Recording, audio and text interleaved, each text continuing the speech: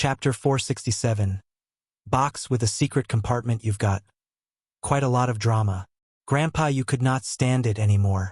He waved his hand and chased him away. All right. This has nothing to do with you. Hurry up and go home. Your grandson will come looking for you later. Grandpa Zhang let out a sigh and refused to leave. I'm talking to him. Why don't you know any etiquette? How can you chase a guest out? Humph. I haven't forgotten what you said just now. Why don't I have a good talk with the Gu family's girl? Grandpa Zhang immediately fell silent and snorted. Seriously, if you want to leave, so be it. You're too much. With that, she hurriedly left. Grandpa, you closed the courtyard door and blocked the view outside. He then came back to greet Gu Yundong. Come. Yundong, take a seat first. He poured 2 glasses of water for her. Why did you bring anything? These things are expensive. Grandpa, I hope you don't mind, Gu Yundong said politely. Then, he changed the topic and said in a low voice, Actually, I came today to ask for your help with something. Tell me. As long as I can help, I'll definitely help. Grandpa, do you know any carpenters? I want to ask someone to make me a small box with a secret compartment. Uncle Yu slapped his leg. I know him. There's a carpenter Tan in an alley over there. He's very skilled, but he doesn't have a good temper, so he doesn't take on many jobs. Grandpa, can you bring me to meet him? Are you in a hurry? Gu Yundong nodded. Yes. It's best if you can give it to me today. All right, I'll take you there. Grandpa Yu did not delay any longer. He brought Gu Yundong out of the courtyard and went straight to the Tan family. Carpenter Tan was said to have a bad temper, but in fact, he was not very social. He spoke little and almost only answered questions. But Gu Yundong had seen the things made in his courtyard. They were indeed sturdy and beautiful. Gu Yundong explained the appearance to him. It was actually not complicated and was not big. It was just a small rectangular box that contained hairpins. The most important thing was the secret compartment. This had to be made solid. Carpenter Tan's movements were very fast and skilled. With a few swooshes, he sawed the wood and cut the connector. The hardest part was the secret compartment, which took some time. However, it took less than an hour. Gu Yundong thought that it would take a day to do this, but she did not expect it to take so little time. Carpenter Tan polished the box twice in the end. It was very flat and smooth to the touch. He then waxed it again. By the time Gu Yundong got it, it was still too early. She became happy and gave Carpenter Tan a tael of silver. Carpenter Tan was stunned when he saw this. It did not take much effort for him to buy such a small wooden box. He did not need so much at all. But Gu Yundong had already left with the wooden box. When she left the Tan family, she said to the old man, Grandpa Yu, I still have something to do, so I'll leave first. I'll visit you again after my father recovers. Grandpa Yu could also tell that she seemed to be in a hurry. All right, I'll send you off. No need. Rong is here. Take your time and go home first. Remember to eat the pastries I brought for you. Don't let them go bad. The weather is hot now. As soon as he finished speaking, he left with large strides with Rong before he could speak. With the box, she could deliver the letter. Unfortunately, there were always obstacles blocking her path to success. Gu Yundong sighed inwardly as she looked at the 4 people who had stopped him. Chapter 468. Eldest Miss is so powerful. Rong's expression suddenly tensed up. He did not know martial arts, and his body was even a little thin. There were 4 of them. He could only hold back 2 at most. If he had known earlier, he would not have kept quiet but let Grandpa Yu send them off. The 4 of them had already surrounded them. Miss, don't be afraid. We just want money. Look at how hard our lives are. Give us some money and buy peace. Isn't it good for everyone to live in harmony? Rong was already prepared for battle. He whispered to Gu Yundong without looking back. Miss, I'll hold them back later. Run quickly. This side is close to the Yu family. Run towards the Yu family. Gu Yundong held his forehead and laughed. She patted Rong's shoulder and looked at the 4 of them. I have something urgent to attend to. It's better if you don't block my way. Otherwise, you'll suffer if I don't hold back. The four of them were stunned and could not help but laugh. "Miss, you're scaring us." Gu Yundong sighed. Seeing that they were slowly crowding around him, he immediately handed the box in his hand to Shui Rong. "Hold it. Stand there and don't move." Shui Rong, who was about to walk forward, suddenly stopped. The next moment, he widened his eyes and watched in shock as Gu Yundong flipped someone to the ground. Then, she picked up a stick from the ground and hit the other person's back. Then, she kicked another person's knee. That person's face instantly twisted as he knelt on the ground. In the end, she walked towards the last person. That person watched helplessly as his three accomplices fell to the ground in an instant. His expression changed. He looked in horror at Gu Yundong, whose hair was not even messy. "Ah!" he screamed and turned to run. Gu Yundong sneered and threw away the stick in his hand. She patted her dress and tidied her clothes. She walked back to Shui Rong's side, took the box, and strode out of the alley. Shui Rong was still standing on the spot, suspecting that there was something wrong with his eyes. How was this possible? Miss was alone, weak, wearing a dress that got in the way. She was clearly still young, but she had actually dealt with all four of them in the blink of an eye. "Shui Rong?" Gu Yundong called him from outside. "Coming." Shui Rong glanced at the person on the ground again and hurriedly turned around to follow. Gu Yundong keenly sensed a slight change in his attitude, as if he had become more respectful. The two of them did not speak along the way. They were about to reach the entrance of the inn. Shui Rong finally couldn't help but ask, "Young Miss Martial Arts Competition?" Gu Yundong raised his eyebrows. "You should know that I fled from the Yongning Prefecture to the Xuanhe Prefecture, right?" Shui Rong had been following her. When she chatted with Grandpa Yu, she would mention the past from time to time. Shui Rong thought for a moment and came to a realization. That's right. Miss had come all the way to the Xuanhe Prefecture without Old Master by her side. What she had experienced was simply unimaginable. How could those four people stop Miss? But he still felt that Miss was very powerful.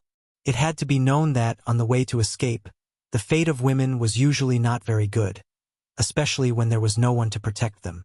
However, Miss had to protect her family all the way to the Xuanhe Prefecture safely.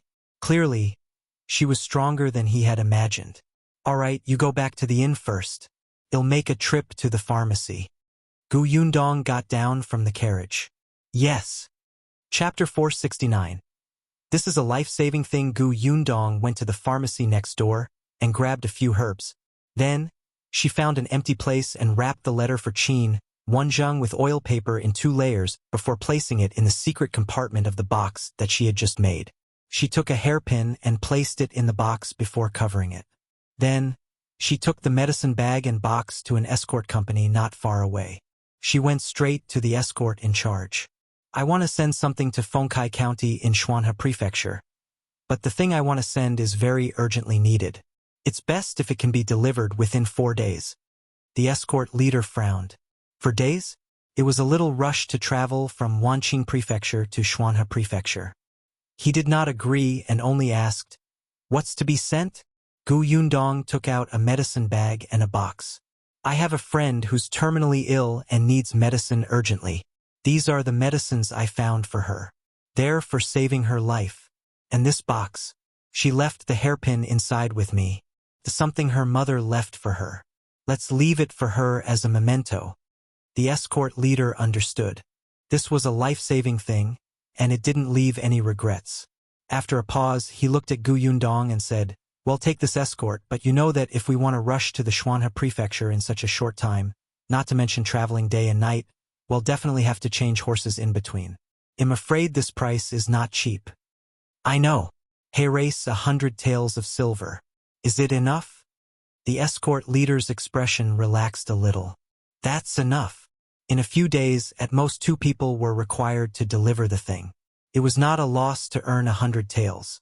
Furthermore, the journey to the Xuanhe Prefecture was very peaceful. It was not like they were escorting a large number of goods, so they would not encounter any danger. It wouldn't cost much to change horses. He just needed to make up the difference in price. Gu Yundong discussed with the escort leader again and gave him the address. He also repeatedly reminded him that the escort this time was for saving lives. If the item could be delivered as soon as possible, it should be delivered as soon as possible. She knew that this escort agency was trustworthy. The escort leader valued loyalty. Moreover, the escort leader had said that he would do this job himself. Yundong was relieved and turned to leave. She had no choice. If she just let the escort agency deliver the letter, she would be finished if she accidentally lost it or if someone saw the contents. She bought medicine and made a secret compartment. Although it took some effort, it was at least safer. In the future, she had to think of a way to get some secret code or something. Her family would understand and find the information she wanted them to know. This way, she wouldn't have to worry about others seeing the letter. This time, the address Yundong gave the escort leader was Qin Wenzheng's school.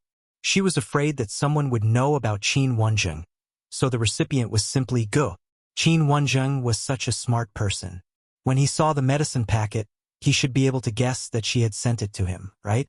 After all, he knew that she had come to Wanqing Prefecture to look for medicine. She had given him medicine for no reason, and there was also an inexplicable hairpin and box. He would definitely notice that something was wrong. He was a young top scholar after all, so his brain worked quickly. Yundong expressed that she was very confident in Qin Wenzheng. Hopefully, he would not want to disappoint him. As for the 100 taels of silver, she would get it back from the Xian family. After she was done, she turned around and walked towards the inn. Before leaving, she even went to the ready-to-wear shop to buy a few sets of clothes for Dajiang and Rong. When she went to Grandpa Ye's house, she didn't bring Dajiang's 2 sets of tattered clothes back. She couldn't wear those clothes at all. They were all patched up. Could it be that she was wearing the clothes cleanly and let her father wear dirty clothes? Carrying his clothes, Yundong's footsteps became much lighter. Unexpectedly, as soon as he entered the inn, he saw a familiar middle-aged man. Wasn't this the man who was talking to Xian Ziyuan in the room that day? Chapter 470. So powerful Yundong remembered that he said that he would personally make a trip to the Shuanhe prefecture in a few days to look for the farmer who made white sugar. If you want to go, you have to be able to do it. As the middle-aged man walked upstairs, Yundong had already found an angle and walked behind a potted plant in the corner. There was no one there. She was holding the toy gun. Just as the man Xian Ziyuan called Uncle Wei was about to walk up the last step, she instantly hit his leg. Uncle Wei felt a sharp pain in his legs and fell to the side uncontrollably. The waiter was the first to notice that something was wrong. He hurriedly shouted, "Be careful!" He wanted to rush forward to support her, but it was too late. Uncle Wei wanted to grab the railing with both hands, but he couldn't. He rolled down the stairs. A customer who was about to go upstairs subconsciously stood to the side. His hands were still tightly gripping the railing as he watched him roll down. Yundong almost laughed out loud. She hurriedly covered her mouth and walked out from behind the potted plant. Uncle Wei rolled to the bottom. His face was pale and he was sweating profusely. He held his leg and cried out in pain. As so powerful, she was afraid that the fall wouldn't be serious enough, and she wanted to stab him again later. The waiter hurriedly ran up, and the others in the hall also rushed forward to help. Instantly, there was a commotion below. As Yundong walked over, she searched for the 2 bullets and quickly put away the destruction evidence. Then, without even looking at Uncle Wei, who was carried out of the door, she went upstairs. Tong Shui Tao came out and asked curiously, "Miss, you're back. What happened downstairs? It's so noisy." "Oh, someone accidentally rolled down the stairs. Be careful when you take the stairs next time." "Of course, my lady."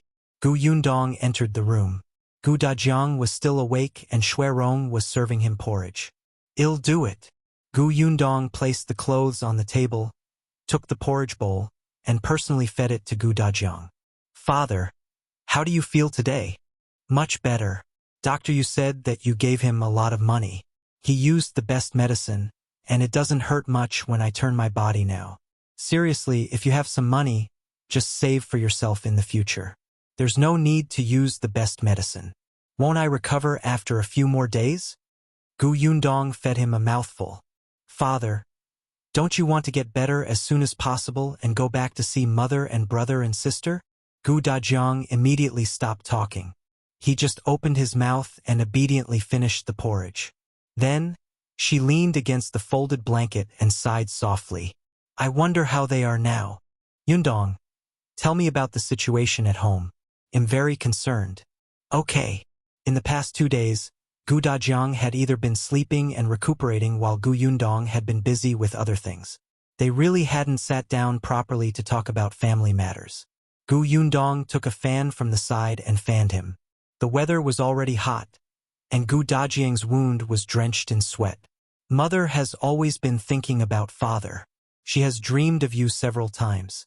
Moreover, mother's illness has a high chance of being cured. We found an imperial physician who gave mother an acupuncture session. Although she hasn't recovered now, it won't worsen in the future. He said that as long as he finds the last medicine, he can completely cure mother.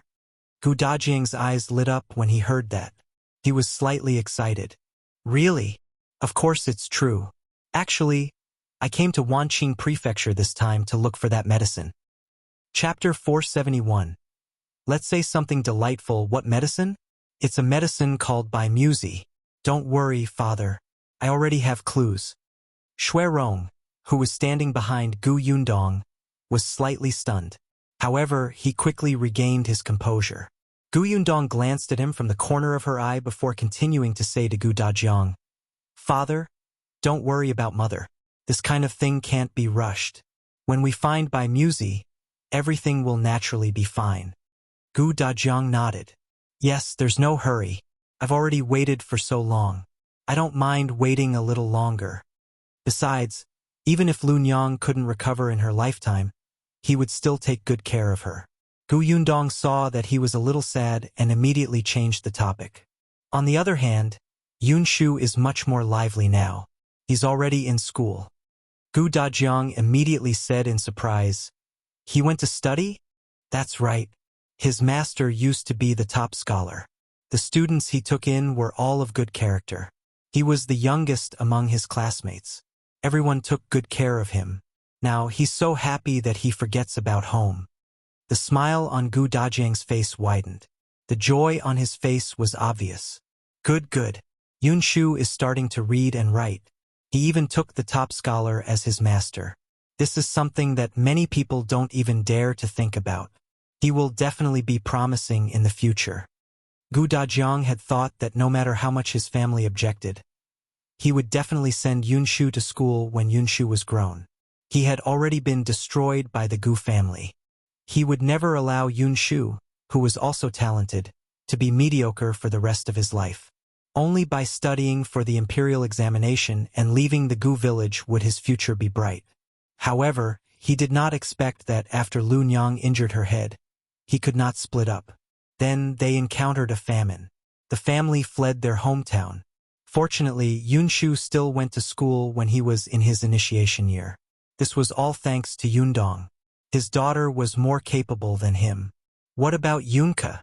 Gu Dajiang was most worried about her. She was too young. When she was still in the Gu family, she couldn't even walk steadily because she didn't eat well or receive good care. She had been unconscious most of the time during their escape. He often had the illusion that she was not even breathing. He was terrified. Kiki. Gu Yundong laughed. She's a little foodie now. She can eat anything. Yunshu calls her a fat chick. It makes her so angry that she keeps saying that she doesn't want her brother anymore. But once Yunshu goes to school, she gets anxious when she doesn't see her brother for a day. Every day when she goes home, she's the first to run out to welcome him. Gu Dajiang laughed when he heard that. Yundong's words were like a painting. In the painting, there was Lu Nyang and his 3 children. The family was happy, warm, and blissful. He could not wait to recover from his injuries and go back. Gu Yundong said a lot of interesting things, but for some reason, she didn't dare to mention Xiao Qingyuan. She felt that mentioning him in front of an old father who had just found his daughter would agitate him. Yes, her father was still recuperating. It was better to say something that made him happy. Gu Yundong did not say anything about Yuanji. At the mention of him, she would definitely talk about eldest Aunt Gu, who had yet to be found, and Bien Mulan, who had passed away. Gu Dajiang doted on Bien Mulan very much. If he knew that she was gone, he would probably feel terrible. Gu Yundong only mentioned interesting things until Gu Dajiang looked a little tired. Then, she let him rest and went out. Rong followed him out. He pursed his lips as he looked at Gu Yundong, as if he had something to say. Chapter 472. Rong's Distrust. Gu Yundong walked towards her room. Seeing that he was still standing there, she raised her eyebrows and said, "Come in. Don't you have something to tell me?" Rong lowered his head and followed her into the room. He carefully closed the door. He even went over to pour a cup of tea for Gu Yundong. This person had really been professionally trained. "Miss, you said that you have a clue about Bai Musi. Were you referring to the Xian family?" Gu Yundong thought that he indeed knew. "I were. Why? Are you trying to persuade me to give up? Do you think it's impossible to get Bai Musi from the Xian family?" Rong thought for a moment. It's indeed impossible to obtain Bai Musi from the Xian family, because it is no longer in the Xian family. Gu Yundong suddenly stood up from his chair. "What did you say?" Rong said, "There was indeed a Bai Musi in the Xian family. However, 3 months ago, the eldest young master of the Xian family suddenly fell ill, and Bai Musi was used by him. What he didn't say was that it was also because of that illness that 2 servants were killed in the courtyard of the eldest young master of the Xian family. The rest were sold, and he was one of them." Gu Yundong frowned fiercely. 2 to 3 months ago. Didn't that mean that it was gone before Dr. Song wrote to her? Communications in this era were so inconvenient that the information lagged for so long. "You promise no more?" Rong knelt down. "I can swear that I didn't lie to you just now." "All right, get up. I don't mean to question you." Gu Yundong rubbed her temples and sighed inwardly. However, Rong still knelt on the ground and had no intention of getting up. Gu Yundong frowned. "Why? Is there anything else?" "Miss, I know that old master's injury was caused by the second young master of the Xian family." Rong lowered his head.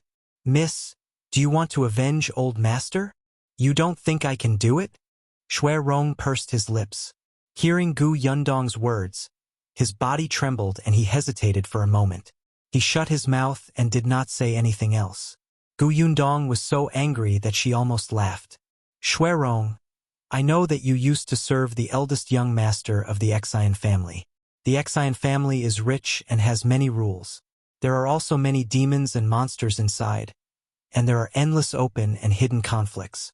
I understand that you've developed a cautious personality, but am not the Xian family. There's no need to hide anything, and you don't have to be afraid that I'll be unhappy if I hear it. I hope you can be straightforward. I won't blame you."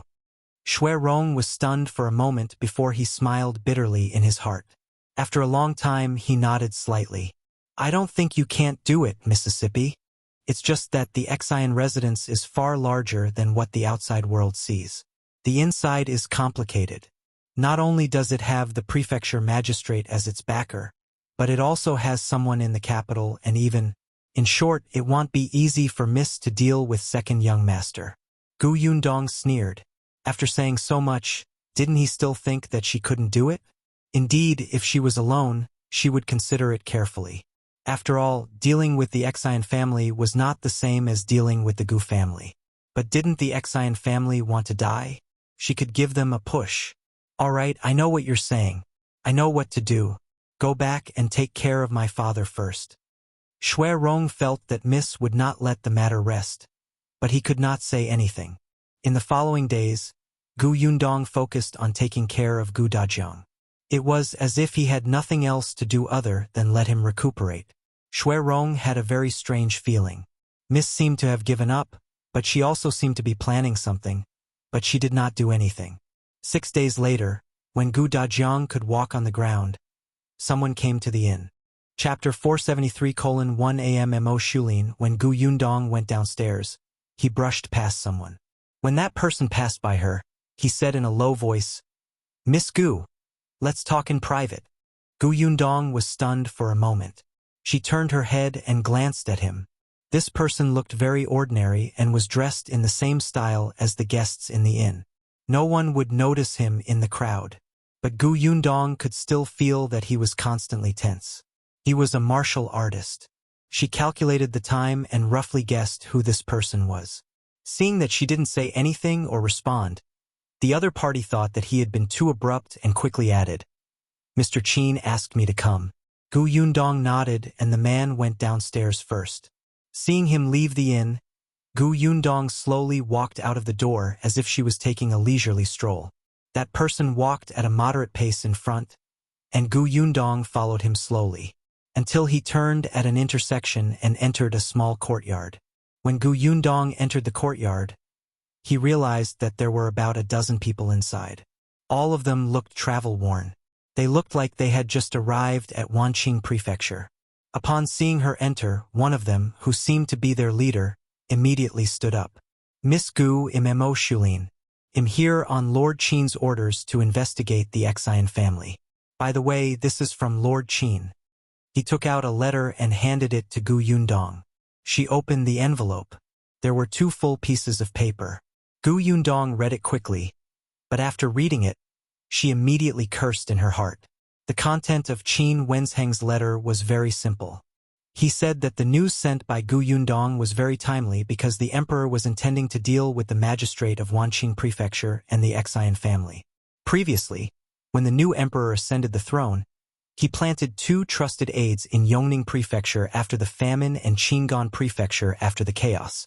Prefecture Magistrate Dai of Xuanhe Prefecture also became the new emperor's subordinate. The commotion was too great. If he wanted to touch the prefecture magistrate of Wanqing Prefecture who had a deep foundation, he would be a little too hasty, especially since the Wanqing Prefecture had the Xian family.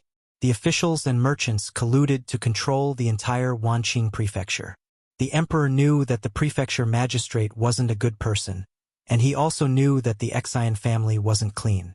It was obvious just from how luxurious their residence was. Now that more than half a year had passed, the emperor was indeed prepared to take down Wanqing Prefecture. Could be seen from the fact that he had started to support the Duan family. However, the emperor had been collecting information on the Xian family and the magistrate. This information could not be too small. Otherwise, who knew when they would make a comeback? Just as they were looking for a breakthrough, Yundong unexpectedly gave them a pleasant surprise. The Xian family was simply too daring. They actually dared to have dealings with the other 2 countries. This kind of dealings was not ordinary business dealings. Clearly, it was related to the imperial court. Actually, Qin Wenzheng also knew that with the ability of the Xian family, even if they had dealings, it was only some money transactions. The Xian family was not qualified to come into contact with the center of political power. Even if they wanted to betray their country, they would not be able to do it. However, this was enough. Especially when it was related to the prefecture magistrate here, it wouldn't be an exaggeration to kill the entire family. Therefore, Qin Wenzheng sent people over to prepare for a drastic reorganization. The question was, why did he want her to find a way to get incriminating evidence? Yundong wanted to slam the table. Wasn't her mission over after informing them? It was enough for her to just wait and watch the show. Why was Qin Wenzheng still adding trouble for her? Yundong slammed the letter on the table and pointed at Am Mo Xulin. Chapter 474. Seduction. You all seem to be highly skilled in martial arts. If you want to find evidence, you can just sneak in, right? Yundong was so angry that she laughed. I'm a weak woman, and you actually handed the most important thing to me? Do you think I'm too good-looking and want others to chop me into pieces? Am Mo Xulin was speechless. Miss, don't feel so good about yourself, all right? He coughed lightly and said, The Xian residence is heavily guarded. It's naturally not a problem for us to sneak in, but it's easy to alert the enemy. Heavily guarded? Didn't her father, Dajiang, sneak in? No, Dajiang could only ask around outside. He couldn't go to the master's courtyard, let alone the places where evidence was placed. Am Mo Xulin continued, Actually, it's not like no one has infiltrated the Xian family before. They even entered Master Zin's study, but there's nothing in the study. If we want to find evidence of guilt, I'm afraid a few days won't be enough. If you can't find it in the study, do you think I can? Once we alert the enemy, the Xian family will be easy. We can just capture them anyway, but the forces in the capital that colluded with the Xian family will be on guard. Yundong was enlightened. Are you making such a big move this time? It won't be easy to clean up the mess. So, what the emperor really wanted to deal with were those people in the capital. All the more reason for her not to get involved. Am Mo Xulin lowered his eyes. He could not say anything in front of Yundong. However, seeing that she was unwilling, he immediately thought of what Qin Wenjing had said. He could only take a step back and say, Miss Gu, if you're really unwilling, then, can you figure out the approximate location of the important letters in the Xian residence? Seeing that Yundong wanted to refute, he immediately added, Lord Qin said that since Miss Gu has the ability to obtain the news that Xian Zuan colluded with another country, you can definitely do these things. He really thinks highly of me. Lord Qin also said that if Miss makes a great contribution and the Xian family is raided later, Miss can choose a few valuable items first. Yundong stood up. All right, I'll go back and think about it. She kept the letter and turned to leave the small courtyard. When the others saw this, they looked at each other and asked Am Mo Xulin, did she agree or not? Am Mo Xulin was unfathomable. What do you think? However, he quickly restrained his expression. Inform the Duan family and ask them to cooperate with us if necessary. Should we inform Commander Liu of Wanqing Prefecture? One had to bring troops over to arrest a family. It's said that Commander Liu doesn't have a good relationship with the prefecture magistrate. Perhaps he can help. However, Am Mo Xulin shook his head. It's hard to say if they're not on good terms. Maybe they're just putting on a show for us. Third brother has already gone elsewhere to mobilize troops. Let's wait a few more days. Yes. The others in the courtyard quickly went to work. Yundong felt a headache when she returned to the inn. Qin Wenjing was indeed unreliable. However, although she was cursing Qin Wenjing in her heart, her mind still started to spin. In the following days, Yundong was very busy. Tong Shuitao did not know what she was doing. In any case, she would do whatever young miss instructed her to do. Dajiang was a little worried. He had once asked Yundong, but she said that it was for business. Only Rong started to feel uneasy. A few days later, when he saw Yundong writing the names of everyone in the Xian family on paper in the room, his thoughts were finally confirmed. He had a feeling that it was just as he expected. Chapter 475. Finally talking, Yundong glanced at him. What's the matter? Miss, you must deal with the Xian family? Rong finally exhaled and asked in a low voice, How confident are you? 90%. Yundong smiled. Rong looked at her in surprise and disbelief. Miss, why? Don't you believe me? You've been here for so many days, so you should know how I conduct myself. When have you seen me boast? Rong paused. He had indeed been silently paying attention to Miss' words and actions these past few days. He more or less knew her personality. However, he already knew that the young lattice identity was only that of a peasant girl. She had no power or influence against the Xian family and could not gain any advantage. 90% confident? Rong suddenly thought of how busy Yundong had been these past few days and how mysterious he looked. Could it be that Miss had a helper? And this helper was not an ordinary person? If that was the case, Rong was slightly excited. His fingers tugged and tugged. After a long time, he seemed to have made up his mind.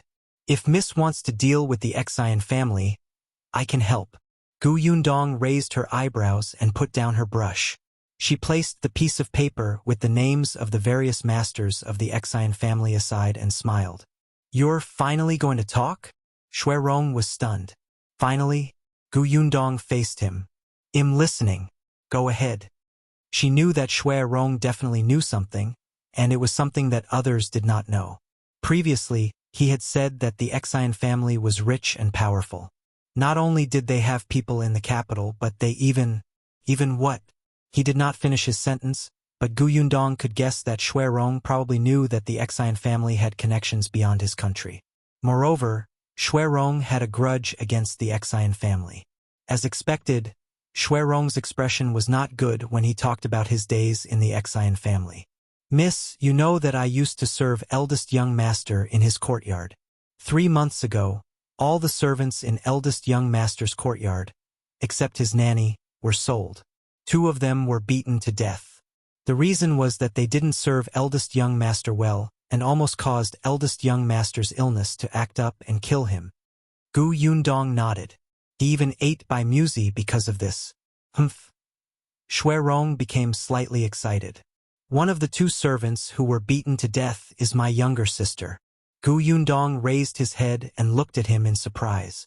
"However, no one in the residence knows that. My sister and I have acknowledged each other in private. It's not easy to serve the eldest young master in his courtyard. The eldest young master is sick all year round and has a bad temper. My sister suffered a lot because of this. Although we worked in the eldest young master's courtyard, we couldn't enter the inner room to serve him usually. The eldest young master has a special guard to help him search." He took a deep breath and said, "Search for children. Only the nanny could enter the inner room. That day, the nanny was not around because she had something on."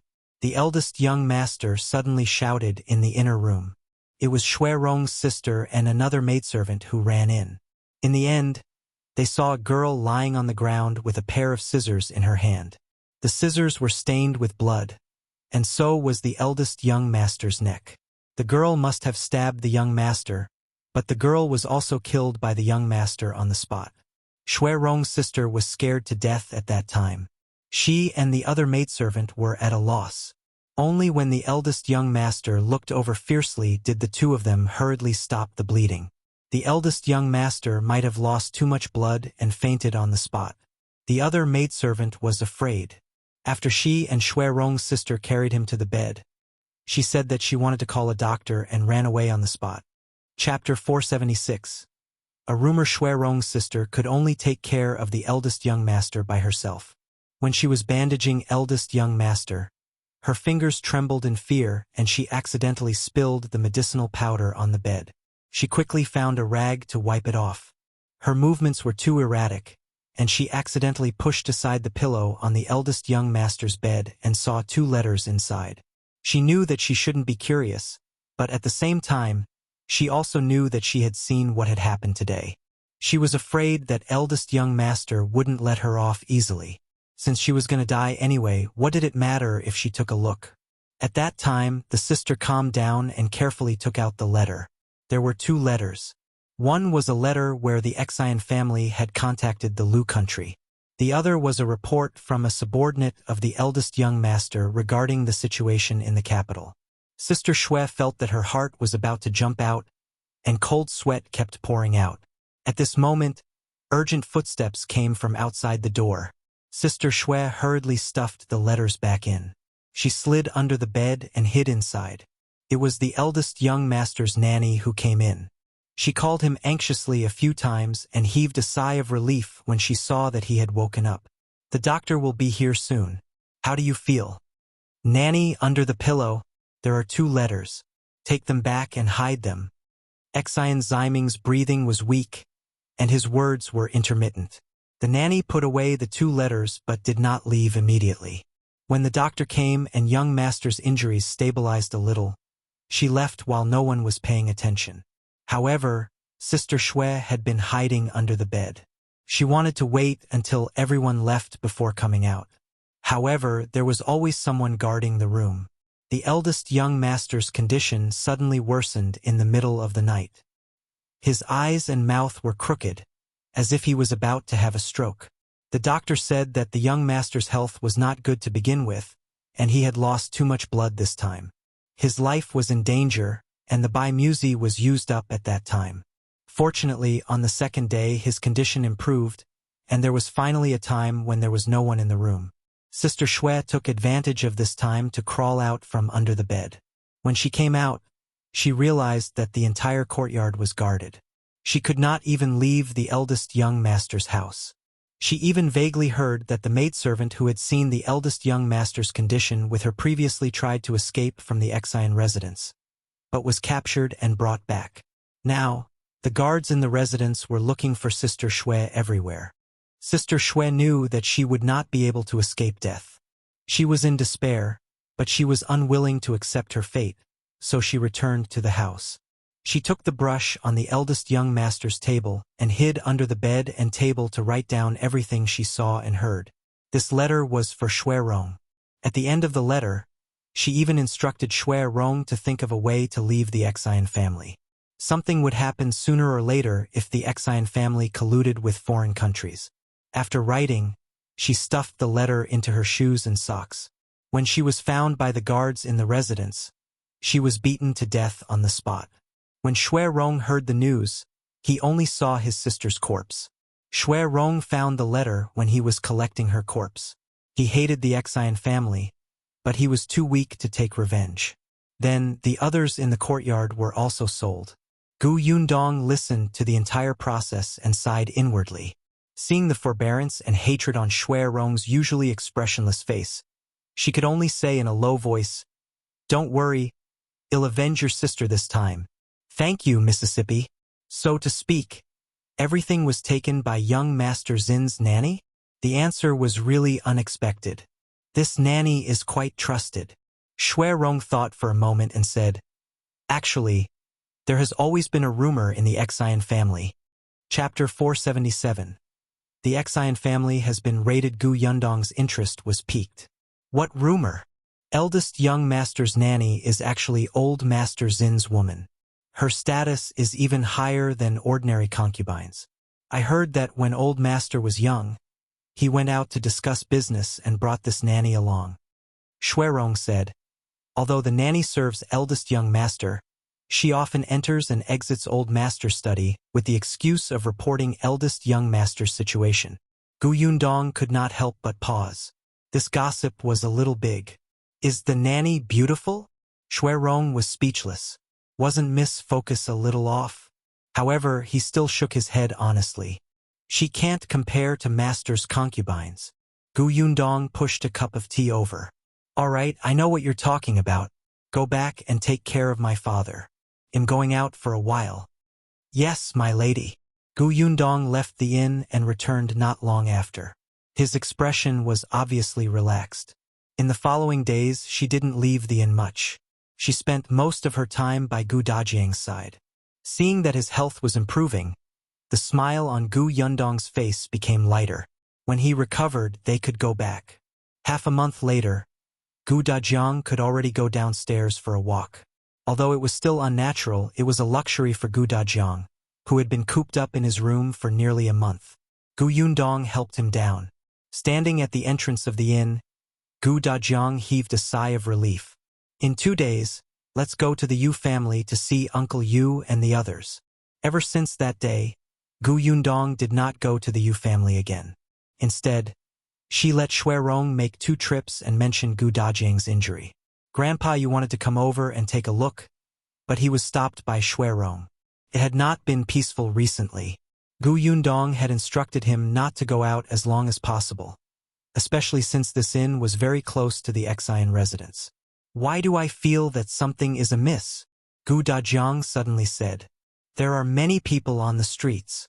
Before Yundong could say anything, the waiter beside him came over and nodded. That's right. For some reason, there have been a lot of people these past few days. Our inn's business is doing well. I thought there was something happy to celebrate in the city, but I didn't hear anything after asking around. Yundong laughed. Something happy? A storm is coming. With that, she helped Dajiang in and found a seat in the hall to eat. The waiter touched his head and looked at the bright sun outside. Where is the storm coming from? Why don't I understand? Shui Rong thought, if you understand, you can be the shopkeeper. On the other hand, when Dajiang heard Yundong's words, he asked curiously in a low voice, Yundong, do you know something? What's going to happen at Wanqing Prefecture? Father will know the result in 2 days. However, there was no need to wait for 2 more days. The next morning, the waiter ran into the hall in a panic. Gu Yundong was coming downstairs and saw that his clothes were wet and his hat was gone. Strands of hair were stuck to his face. He was panting and his face was filled with fear. Moreover, at this moment, there was a loud rumble outside. A bolt of lightning struck down, accompanied by the patter of rain. As expected, the atmosphere was already appropriate. The waiter wiped his face and said in a trembling voice, "Shopkeeper, the prefecture magistrate has been arrested. The Xian residence has also been raided." Chapter 478. Everyone's shocked. The waiter's words suddenly sounded in the hall. The shopkeeper was so shocked that he forgot about the abacus. Even the guests who were originally sitting there chatting and resting turned to look at him in shock. The shopkeeper walked out from behind the counter without a word and asked anxiously, "What did you say just now? What happened? What do you mean by the prefecture magistrate has been arrested and the Xian residence has been raided?" Yes, what happened? The Xian family? Our Wanqing prefecture's 100-year-old clan was actually raided? A customer stood up and walked over in disbelief. The waiter was still in shock and his words were a little ethereal. One don't know either. Just now, when I went home to get my things, I walked to the street at the entrance of the Xian residence and saw many soldiers guarding it. The plaque of the Xian residence was also smashed down by those soldiers. All the servants in the residence were taken away. Then, a long row of people were escorted away. All of them lowered their heads and cried. "What about the old and young masters of the Xian family?" The waiter shook his head vigorously. "No, I don't know. I heard that they're still in the residence and haven't come out. Someone even said that they might have been killed by those soldiers on the spot. Not long after, I heard someone run over and say that the prefecture magistrate's office was also surrounded by soldiers. The prefecture magistrate's family has been arrested. I don't know what's going on." Everyone was shocked when they heard that. The shopkeeper slapped his thigh.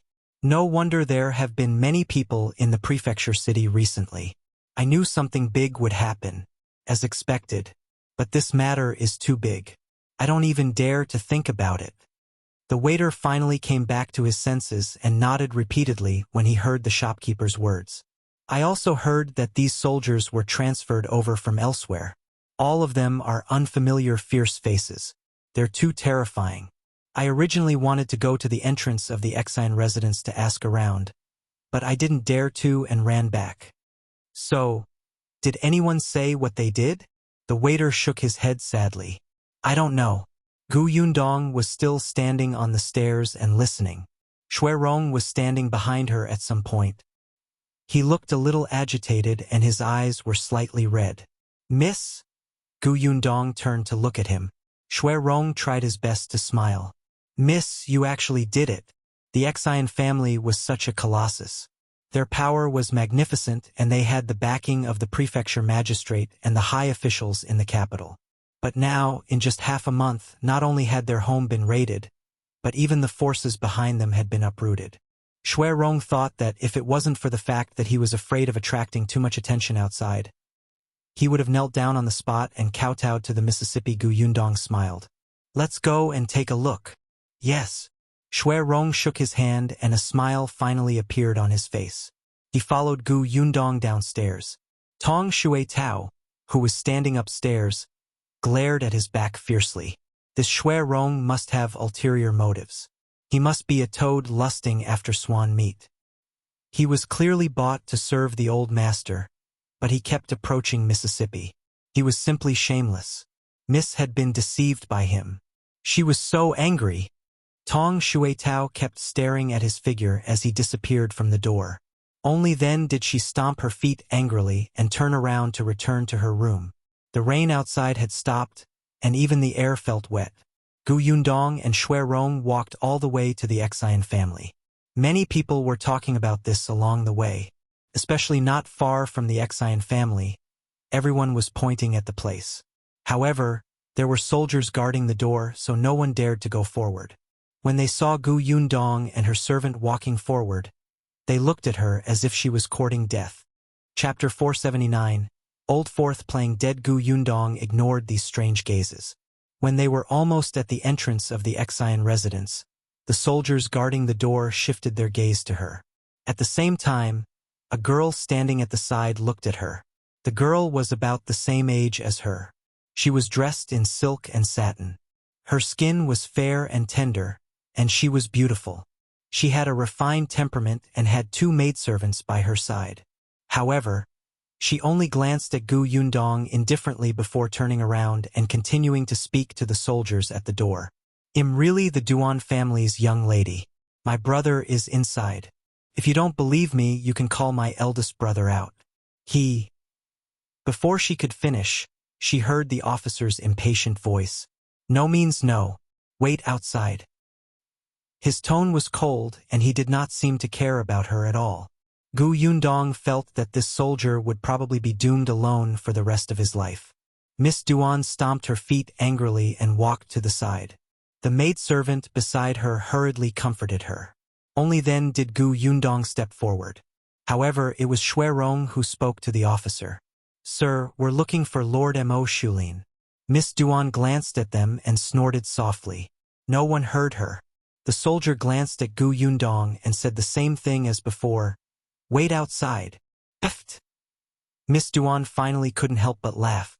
Gu Yundong looked over and saw that she had resumed her dignified and elegant self. Gu Yundong turned her head and happened to see a familiar figure walking past the door. The figure glanced at the door and met her gaze. However, in the next moment, he immediately turned his head and quickly walked to the other side. Gu Yundong was so angry that she laughed. "Stop right there. Am Mo Xulin's 4th brother." As she spoke, she squatted down and picked up a stone. She aimed it at the back of his head and threw it. She moved so quickly that no one could react. When they came back to their senses, the soldiers at the door instantly glared at her. "What are you doing? You're courting death." As they spoke, they suddenly pulled out their weapons and stabbed at her. The Duan family's young lady was shocked and quickly retreated. Rong subconsciously stood in front of Gu Yundong. The man whose head had been smashed finally stopped pretending to be dead. He hurriedly ran over and waved his hand. "Hey, stop, stop. This is Miss Gu. She's one of us. She's one of us." The soldiers were stunned, but they still put away their weapons. The man then walked to Gu Yundong's side and smiled. "Miss Gu, why are you here? You didn't make a sound just now. I didn't even recognize you. They almost hurt you." Gu Yundong had never seen such a shameless person. Her voice pierced the sky. He must be deaf to not hear her. "Can I go in?" "Of course," the man said with a smile. He made the soldiers retreat and quickly led Gu Yundong inside. Seeing this, the Duan family's young lady was stunned. She quickly took 2 steps forward. "Sir, please wait." The man frowned and stopped to look at her unhappily. "What is it?" "Lord, I'm from the Duan family. My eldest brother is Duan Qin. He's inside. Can I go in and talk to him?" "No." With that, the man turned to smile at Gu Yundong and led her inside. "The stairs here are steep. Miss, be careful." Miss Duan was speechless. She was so angry. Chapter 480. A small box. This was the second time Gu Yundong had come to the Xian residence. The last time she had entered through the back door. This time he had walked through the main door. The scenery in front of him was completely different. The Xian family was indeed extremely extravagant. No wonder the emperor wanted to destroy it. As she admired the surrounding scenery, she spoke to Rong. "Some people have black hearts. When they want me to help them, their attitude is so kind. They say that after everything is over, they will let me choose whatever I want. In the end, after using me, they turn around and pretend not to know me. They even say that I didn't make a sound and they didn't recognize me. It seems that the people I work with are blind and deaf." Rong silently glanced at 4th brother, who was walking in front. The man's back was tense. However, he was secretly complaining in his heart. Why was Miss Gu's gaze so sharp? Previously, she had only seen him once in the small courtyard. She had not even spoken to him. Not only did she recognize him at a glance, but she also knew his ranking. She was simply unbelievable. Gu Yundong continued, "I've been thinking about it. I'm not familiar with certain people, and I don't know their character. Will they renege on their debt? That's why I came over early when I heard about what happened here. As expected, they actually pretended not to know me. Hey, that's amazing. Rong, don't do this. You'll be beaten up easily if you do. Fourth brother finally could not stand it anymore. He quickly turned his head and smiled. Miss Gu, I was wrong. I promise there won't be a next time. Why don't you hit me twice to vent your anger? No need. Just tell me where the storeroom is. I'll leave after taking what belongs to me. Gu Yundong snorted. Fourth brother's expression froze, and his footsteps finally quickened. When he arrived at the door of the warehouse, he saw Am Mo Xulin standing outside and talking to a young man. Am Mo Xulin was stunned for a moment when he saw Gu Yundong. The fourth brother quickly whispered into his ear. Am Mo Xulin's forehead darkened and he almost hit him. How could you? They did not intend to go back on their word. They just wanted to organize the stuff first and take what should be taken away. They would let Gu Yundong choose the rest. However, fourth brother had been seen by others and deliberately turned a blind eye to her. Now, even if he didn't have the intention, others would think that he had gone back on his word. He glared at his fourth son, took a few steps forward and said to Gu Yundong, Miss Gu is here. Yes, Gu Yundong replied coldly. Am Mo Xulin said, The storeroom is being tidied up. Miss Gu, please go in. But he paused and lowered his voice. After this confiscation, all the properties belong to the imperial court. There are some things that the emperor has required, so... Gu Yundong snorted. She knew that there was a prerequisite for her privilege to choose. All right, I know. I know what I'm doing. Am Mo Xulin heaved a sigh of relief and called out to fourth brother. Prepare a box for Mississippi. Gu Yundong raised her eyebrows. After a while, she saw fourth brother carrying a box over. It was a small box that was 0 centimeters long, 20 centimeters wide, and 30 centimeters tall. So, she could only take an entire small box of things, right? TSK, they had really underestimated her. If you have the ability, come and carry an even smaller box. Gu Yundong took the small box and led Rong into the storeroom with her head held high. The young man who was talking to Am Mo Xulin looked on in surprise. Where did this lady come from? Lord Am Mo was actually so polite to her. He even heard a hint of flattery. He wanted to ask, Lord Am Mo, may I know which family's daughter she is? Am Mo Xulin said, Her surname is Gu. He was unwilling to say anything else. On the other hand, when fourth brother saw him, he thought of Miss Duan at the door and immediately mentioned it. Duan Qian had a headache. He apologized to Am Mo Xulin and hurried to the door. Chapter 481. Looking at Gu Yundong in a new light when Gu Yundong entered the storeroom, he realized that many people were registering the things in the storeroom. They were stunned when they saw her enter. It was Am Mo Xulin who came in later and asked everyone to leave first.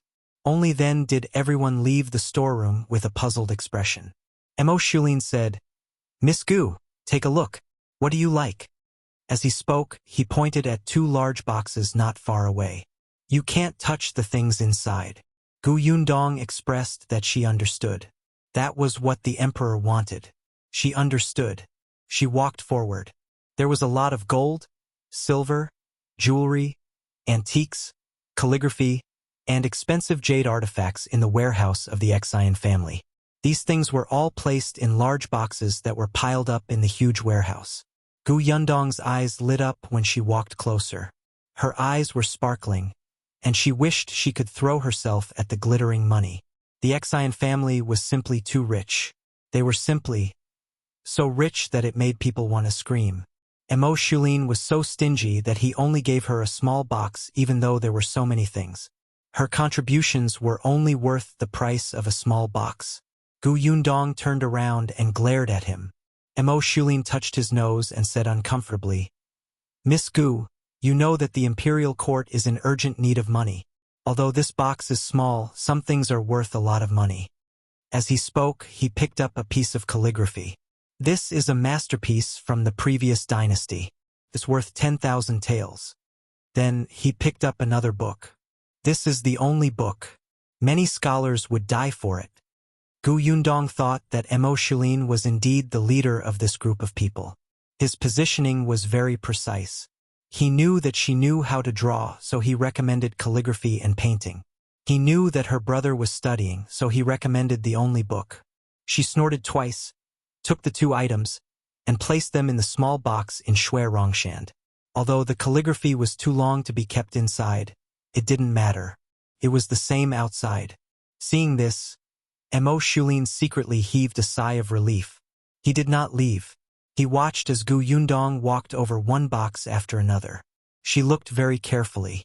Sometimes half of her body was in the box. Am Mo Xulin stood at the back and could not see clearly. He did not know that when Yundong was searching, she took the opportunity to put the silver ingots into her interspace. After finding 2 boxes, Yundong placed a few jade pendants and accessories into a small box. Am Mo Xulin glanced at it and the corner of his mouth twitched. Miss Gu really did not know what was valuable. Why did she choose jade pendants and jewelry? Then, Yundong chose agate jade and pearl jade. She also saw 2 medical books that seemed to be very rare. Yes, she would bring them back to Shao Qingyuan. The brush and inkstone looked very valuable. She would bring them back for Yunshu, Yuanji, and her father. There was also a chessboard made of jade. It was simply extravagant. There was a huge pile of things.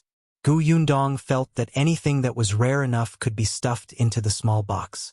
If it could not be stuffed, she would put it into her spatial storage when Am Mo Xulin was not paying attention. After going through all the boxes, Yundong finally rubbed her back and stood up. She looked at the small box with satisfaction. Yes, it's full. Shui Rong looked at the things inside and did not know what to say. When Am Mo Xulin realized that she did not find a single tael of silver, he could not help but look at her in a new light. Chapter 482. Come and see your end. Am Mo Xulin felt that perhaps because she used to be a farm girl, her knowledge was limited and she was not good enough at appreciating good things. So she could not tell if the items she picked were good or bad. However, she did not care about money at all. She was more interested in elegant things like books, calligraphy, and paintings. It seemed that she had a long-term vision. In the future, as long as she came into contact with more of these things, she would definitely be able to identify the good and bad things next time. Miss, are you done? Yundong nodded. She remembered that there was about half a box of gold, silver, and jewelry in her spatial storage. She said in satisfaction, I'm done. Am Mo Xulin heaved a sigh of relief. Shall I walk the lady out? But Yundong said, Wait. I want to meet the eldest and second young masters of the Xian family. Am Mo Xulin frowned. Well, is it inconvenient? Am Mo Xulin looked at her pitifully small box. After all, he had taken advantage of her. Forget it, just let them meet. I'll bring you there. As he spoke, he led the way. After leaving the door, he let the people registering the stuff in the warehouse enter again. What Am Mo Xulin didn't know was that 2 days later, after all the warehouses in the Xian family were cleaned up, everyone would stare at the account book that didn't match at all with their mouths agape. They couldn't regain their senses for a long time. The masters of the Xian family were all locked up in the back room. Many people were locked up in the row of rooms. The people in different branches were locked up separately. The room in the middle should be the old master and madam of the Xian family. Yundong did not look at it. She followed Am Mo Xulin to the room on the left. Xian Jiming is inside. Yundong asked Shui Rong to place the small box in Am Mo Xulin's hand. He blocked him outside and she went in by herself. Am Mo Xulin was speechless. This was against the rules. Xian Jiming was the eldest young master of the Xian family, so he naturally had a wife. According to Shui Rong, that wife passed away less than 2 years after marrying him. However, Xian Jiming did not remarry. The outside world had always thought that he had a deep love for his wife and could not forget her. In addition, his health was not good and he did not want to drag others down. But who would have thought that he would do such dirty things in private? When Yundong and Xian Jiming entered, there was also his nanny in the room. Yundong raised her eyebrows and looked at the silent duo. Xian Jiming frowned when he saw the person who came in. Who are you? What do you want? Yundong took a step back and let Shui Rong come forward. Rong looked at the two of them with hatred in his eyes, as if it would not be an exaggeration to cut them into pieces. He finally felt much better when he saw them tied up and unable to move. Xian Jiming did not know him. Even though the guy had served him for a long time, he had never taken Rong seriously. On the other hand, the nanny took a closer look at Rong and suddenly reacted. Rong, it's you? Xian Jiming was confused. Who is it? He used to be a servant in the courtyard. He was one of the people who were sold 3 months ago. Xian Jiming was enlightened. He looked at Rong and asked, "Why are you here?" After a pause, he seemed to have thought of something and smiled. "You're very nostalgic. You've come to see your former master." Pfft. Rong could not help but sneer. "That's right. I'm here to see what kind of outcome you lunatics have become." Xian Jiming and the nanny's expressions changed at the same time. "What did you say?" Chapter 483. Am Mo Xulin's envy. Rong smiled. "If you remember selling a group of servants 3 months ago, then you should also remember the 2 maidservants who were killed at that time. One of them—" He took a deep breath and his eyes turned ruthless. "Was my sister." The 2 of them were stunned. They looked at Rong warily. Rong had already walked up to them and said maliciously, "Do you know why the Xian family lost so quickly? It's because before my sister died, she saw 2 letters in young master's room. When you were searching for her, she was hiding under the bed. She heard your conversation clearly." Xian Jiming and the nanny's faces immediately turned pale. So that was what happened. It was actually that little girl who tricked them and exposed the place where they usually placed important letters. It was actually the dead little girl. Rong was delighted to see their expressions. "Go to hell and apologize to my sister. Apologize and repent for those who were killed by you. It's not in vain for you to live in this world." Ha ha ha. He laughed until tears came out. Yundong turned to look at him. However, Xian Jiming seemed to have finally come back to his senses. He rushed towards Rong with bloodshot eyes. Yundong raised her leg and kicked him back. Xian Jiming's body was not in good condition. The moment he fell to the ground, he started coughing violently. Seeing that he was coughing up blood, Rong finally wiped his face and turned to Yundong. "Miss, let's go." "Yeah." The 2 of them no longer looked at the dejected nanny and Xian Jiming, who was still unable to get up. When they walked out of the door, they felt that the entire sky was bright. It was as if the previous storm was an illusion. After exiting the room, Am Mo Xulin glanced at the 2 people inside and gave a look to the soldier on guard at the side, telling him to go and see Xian Jiming. At the very least, before the man was dragged away to be beheaded, he did not want the man to die. When he saw the soldier run in, he turned around again. He had wanted to say something to Yundong. Unexpectedly, when he turned around, he saw Rong kneeling on the ground with a bang and kowtowing 3 times to Yundong. "Thank you, miss." Yundong was also shocked by him. She quickly smiled and helped him up. "For what? If it weren't for you, we wouldn't have found the evidence so quickly." As she spoke, she turned around and took out a jade pendant from the small box Am Mo Xulin was holding. She handed it over. "I don't know how much this is worth, but it's definitely not ordinary if it's placed in the Xian family's warehouse. Take it as a reward." Rong stared blankly at the jade pendant that was stuffed into his hand. Took him a while to react. He hurriedly wanted to return it to her, but Yundong glared at him fiercely. Rong fell silent and could only accept it carefully. His heart was filled with sourness and warmth. This was a feeling he had never felt in all his years in the Xian residence. Unfortunately, his sister did not have such good fortune and did not meet such a good master. Rong wiped the corners of his eyes and hurriedly followed Yundong. He did not notice that Am Mo Xulin, who was carrying a small box behind him, was looking at him with envy. Yundong had already gone to the house on the right, where the second young master of the Xian family, Xian Ziyuan, was locked up. When the door was opened, there was a commotion inside. A few sharp screams instantly came. Chapter 484. Yundong beat someone. Yundong felt as if her eardrums were about to burst. and she stopped in her tracks. When the screams stopped, she looked inside. Compared to the two people in the eldest young master's room, this room was much livelier. There was not only second young master Xinzuan, but also his wife, who was the daughter of the prefecture magistrate, and the concubine with the same name as hers. There were also the mother of the concubine, Xinzuan's two maids, and 3 other concubines.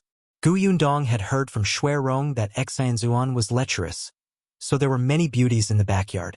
However, not many were taken in as concubines. After all, there was a wife there.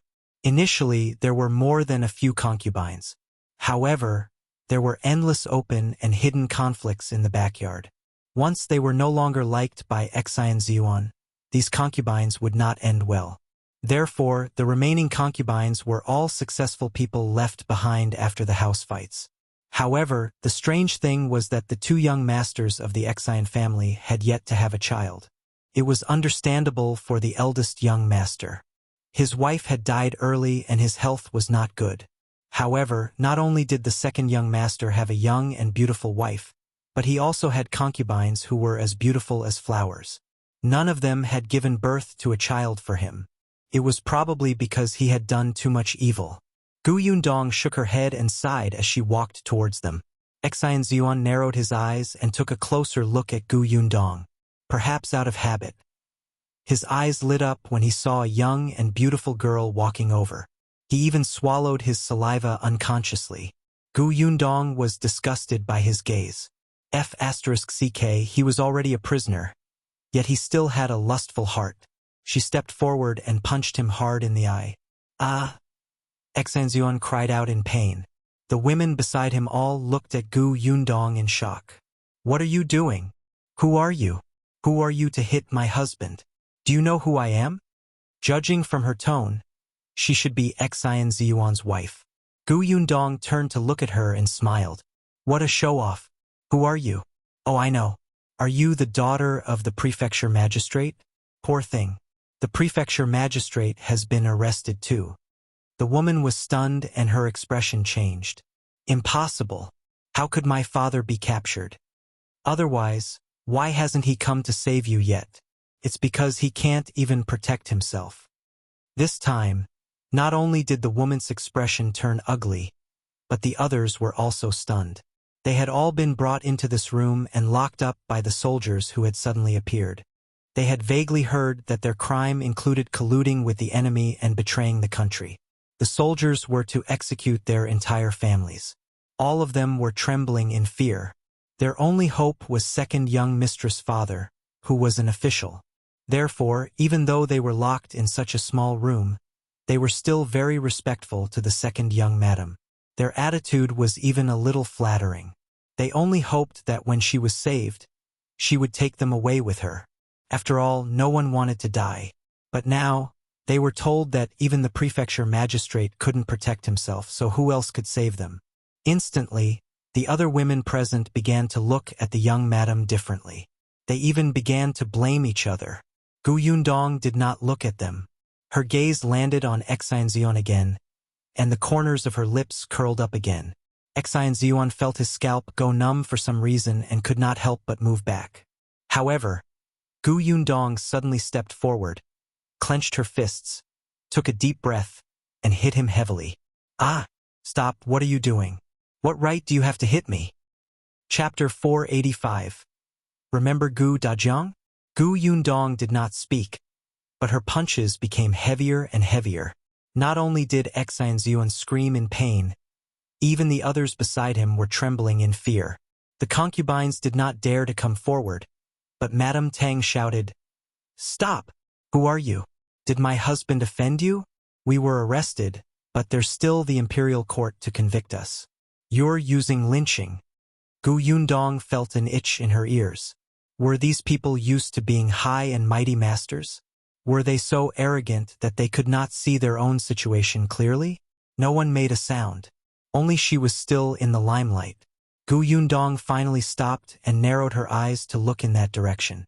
Madame Tang trembled under her cold gaze and had a bad feeling. Yundong lifted her leg and kicked Xinzuan. Then, she left him and walked towards Madame Tang step by step. What are you doing? Madame Tang was a little afraid now. She sat on the ground and moved back. Gu Yundong bent down and slapped her face. Madame Tang widened her eyes in shock. You? Gu Yundong smiled and slapped her again. Ah! Another slap. Gu Yundong looked at her well-proportioned red and swollen face and smiled in satisfaction. How beautiful! You don't even have to put on rouge. Thank me properly. Madame Tang wanted to speak and curse, but her face was unbelievably swollen.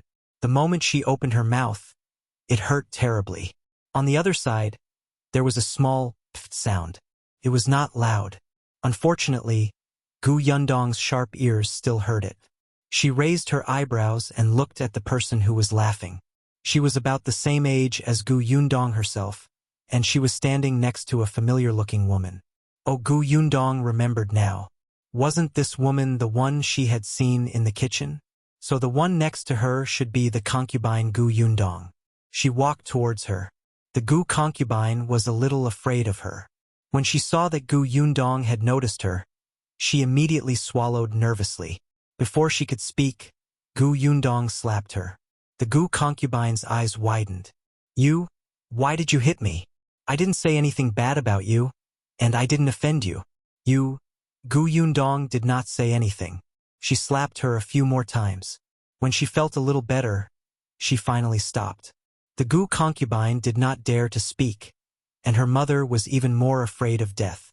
She did not even dare to look. The entire house was silent. No one dared to make a sound.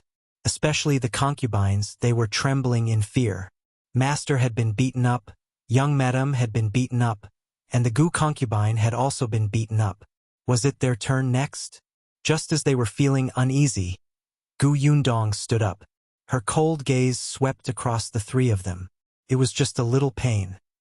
How could it compare to the pain of her father being thrown out of the exile residence with blood all over his body and almost losing his life? How could it compare to the pain of his shoulder being burned and blistered?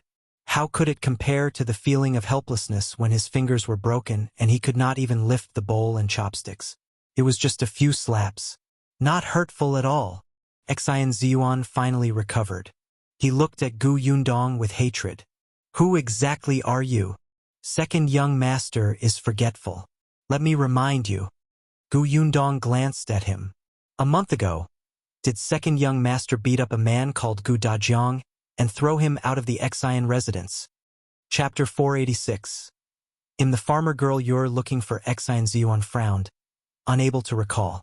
Instead, it was Madame Tang and the Gu concubine who had a deep impression of that competition. They immediately widened their eyes in shock. Who are you to him? The two of them spoke almost at the same time. Exile Ziyuan finally thought of the poor-looking man who was dressed in rags. Gu Yundong squatted down. His daughter. The expressions of the three of them changed drastically. That person's daughter? They knew in their hearts how badly that person had been beaten up back then. After being thrown out of the exile family, he would most likely not survive. So, his daughter was here to avenge him? Gu Yundong seemed to know what they were thinking. Don't worry, my father isn't dead. He's alive and well, but I'm not sure if you're going to die soon. She stood up and looked down at the three of them. Actually, I was thinking that since my father was beaten up by the three of you, I wouldn't implicate the innocent. I would just settle the score with the three of you. Unfortunately, she smiled and suddenly looked at Exile Ziyuan.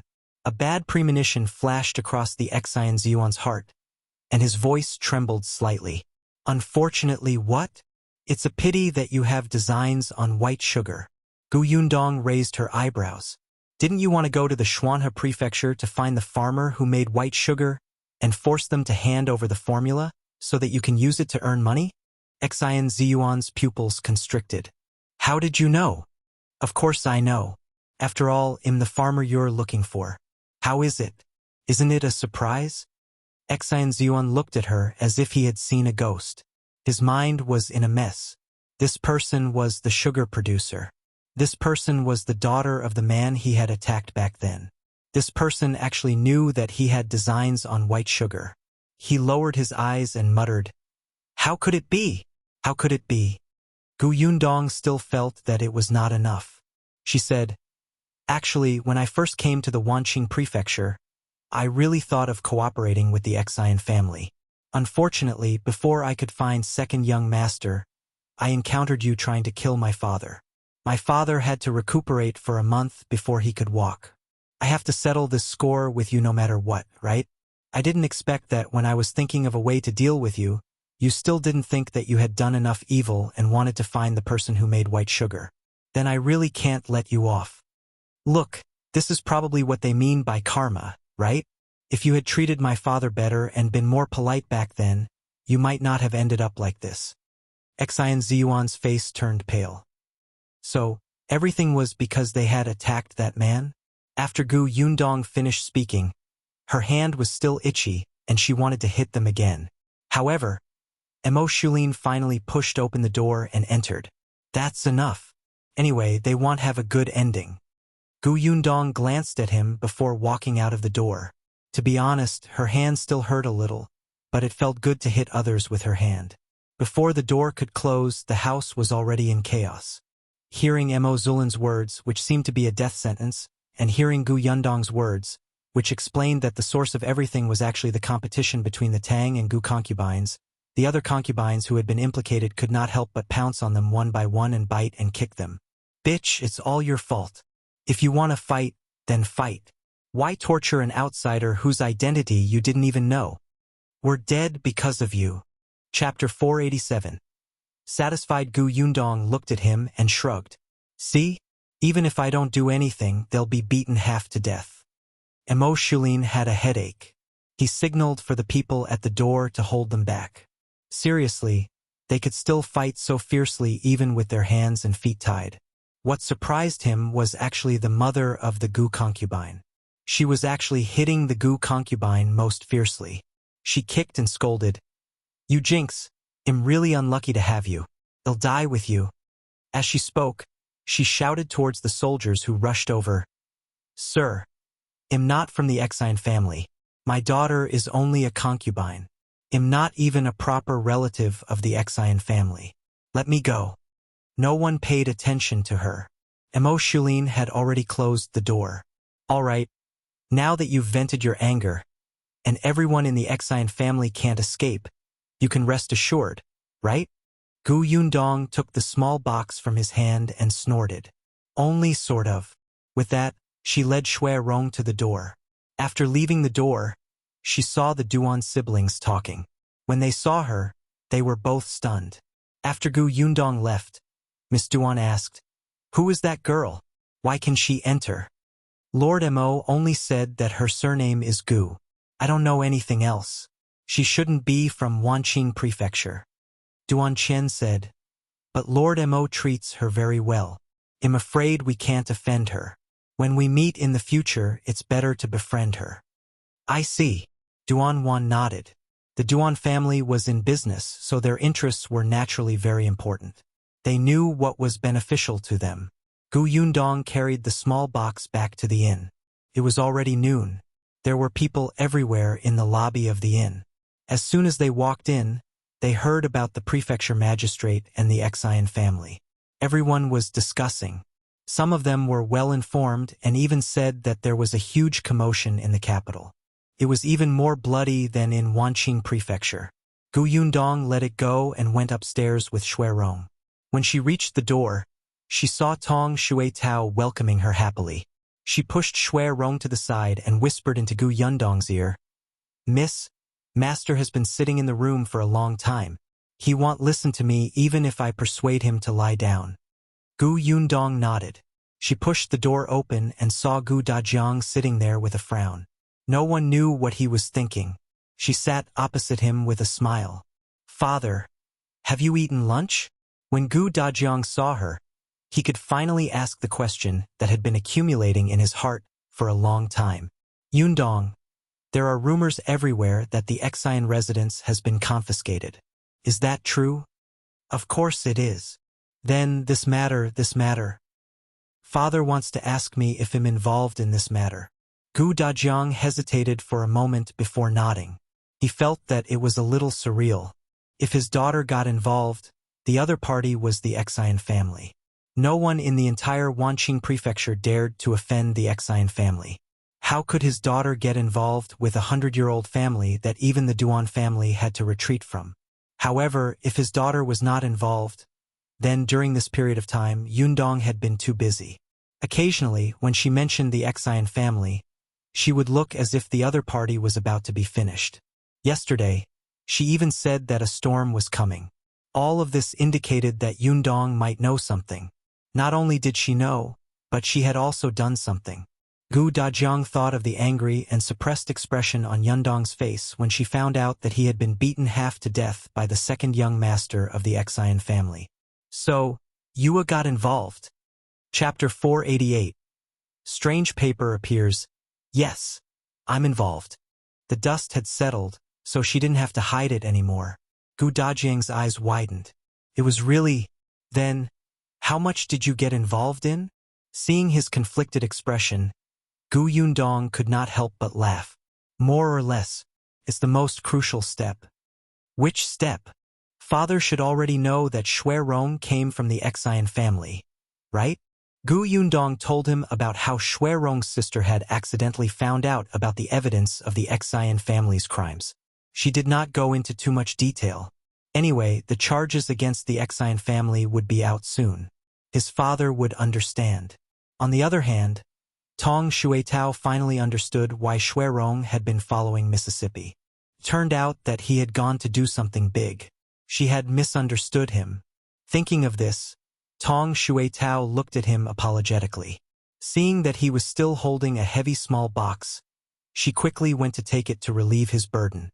Unexpectedly, Rong turned his body and moved the box to the other side, not letting her touch it. Tong Xuetao, get lost. Dajiang was shocked when he heard that. Turned out that this was so complicated. Rong had such a tragic history. The eldest young master of the Xian family was simply a beast. Dajiang admitted that he had seen many such crazy things on his way to escape. But when he heard this story, he was still so angry that his entire body trembled. Took him a while to calm down. Fortunately, evil had its retribution. He looked at Rong and said, now that you've taken revenge, you can stay at our house in peace in the future. Our family is different from the Xian family. We won't do such a crazy thing. Yes, my lord.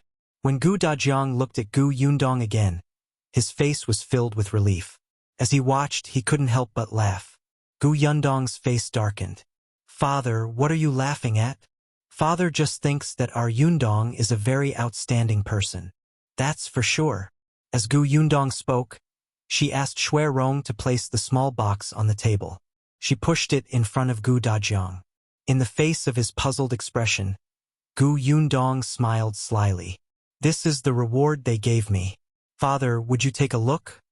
Dajiang opened the box suspiciously. The next moment he was stunned. He looked at the contents of the small box in disbelief. He felt as if his eyes were about to be blinded. Yundong took out a book from inside. I heard that this is the only copy. Father, take a look. Dajiang suddenly came back to his senses. His gaze landed on the book, and his fingers couldn't help but tremble when he saw the words on it. He wiped the sweat from his palms excitedly and took the book. Then, he carefully opened it. After reading a few pages, he cherished it and closed it again. This is worth 1,000 gold coins. His gaze fell on the small box again, and his expression gradually became solemn. Yundong, keep these things well. They'll be your dowry in the future. Yundong laughed. What dowry? I picked it out for you. As she spoke, she began to take things out. Look, this brush, this inkstone, do you like them? And this jade pendant, if I put it on your belt in the future, you will definitely look grand. And this fan, the words on it seem to have been written by some calligraphy expert in the past. And this, what is this? Yundong looked at the unfamiliar piece of paper that suddenly appeared in the small box. Chapter 489. We have a shop. She had personally placed everything in this small box. Yundong was very sure that she had not put a piece of paper in. She pulled the paper out suspiciously and opened it to take a look. This is... Dajiang also came over and said in surprise, A contract. Yes, a contract. Moreover, it was a contract for the transfer of a shop. Yundong looked at it once, then lowered her head to look in the box. As expected, she found a key. Yundong laughed as she held the contract in one hand and the key in the other. It seems that Am Mo Xulin put it in this box. Perhaps he feels that he owes it to me. Thinking of the thousands of taels of silver in her spatial storage, Yundong instantly felt a little guilty. However, the guilt was quickly sent flying. She held the contract and asked Dajiang, "Father, do you want to take a look?" Dajiang was a little excited. He read the contract again and again. "This shop belongs to our family?" "Yes. Let's go take a look." Dajiang stood up. Perhaps because the movement was too big, it pulled at his wound and he immediately gritted his teeth. Yundong quickly reached out to help him up. "Father, why don't we go when you're better?" "No need, no need." Dajiang waved his hand. After a while, he felt much better. Then, he smiled and said, "I'm fine. I'm much better. It's just that I rose too suddenly just now. Doctor, you also said that after lying down for a month, I can go out for a walk." "All right, let's go over and take a look. But we have to eat lunch first." Yundong had glanced at the address just now. It seemed to be on the same road as this inn, so it was not far. Rong went down to get the waiter to serve the food. At this moment, the people downstairs had yet to disperse. Although they had eaten and drunk their fill, they were still discussing things. All of them were red in the face. When Yundong and the others came down, they saw someone talking loudly. The guy was so excited that he even danced. Yundong hurriedly helped Dajiang to the side to avoid being hit. After leaving the inn, she realized that there were many people discussing this matter outside. Occasionally, when they passed by a small stall, they could hear the stall owner and customers chatting. It seemed that this matter had caused a stir in the entire city. The four of them walked slowly, so they listened all the way. When they arrived at their destination, they saw a large shop with 8 rooms in front of them. However, there was a seal on the entrance of the shop, clearly forbidding anyone from entering. Yundong lowered her head and carefully looked at the address on the contract. Then, she looked up at the shop in front of her. That's right, this was the place. Rong was silent for a moment before walking forward and saying, "Miss, this shop seemed to belong to the Xian family previously. The Xian family's house was confiscated, so the shop must have been sealed. The contract that Lord Mo gave you is a red contract, so it must have been registered in the government. It's just that the government office is in chaos now, so they probably haven't had time to remove the seal." Yundong thought about it and agreed. They had started arresting people before dawn today. It had not even been a day yet. How could they have the time to care about a small shop? "Since it's still sealed, let's go back," Dajiang said.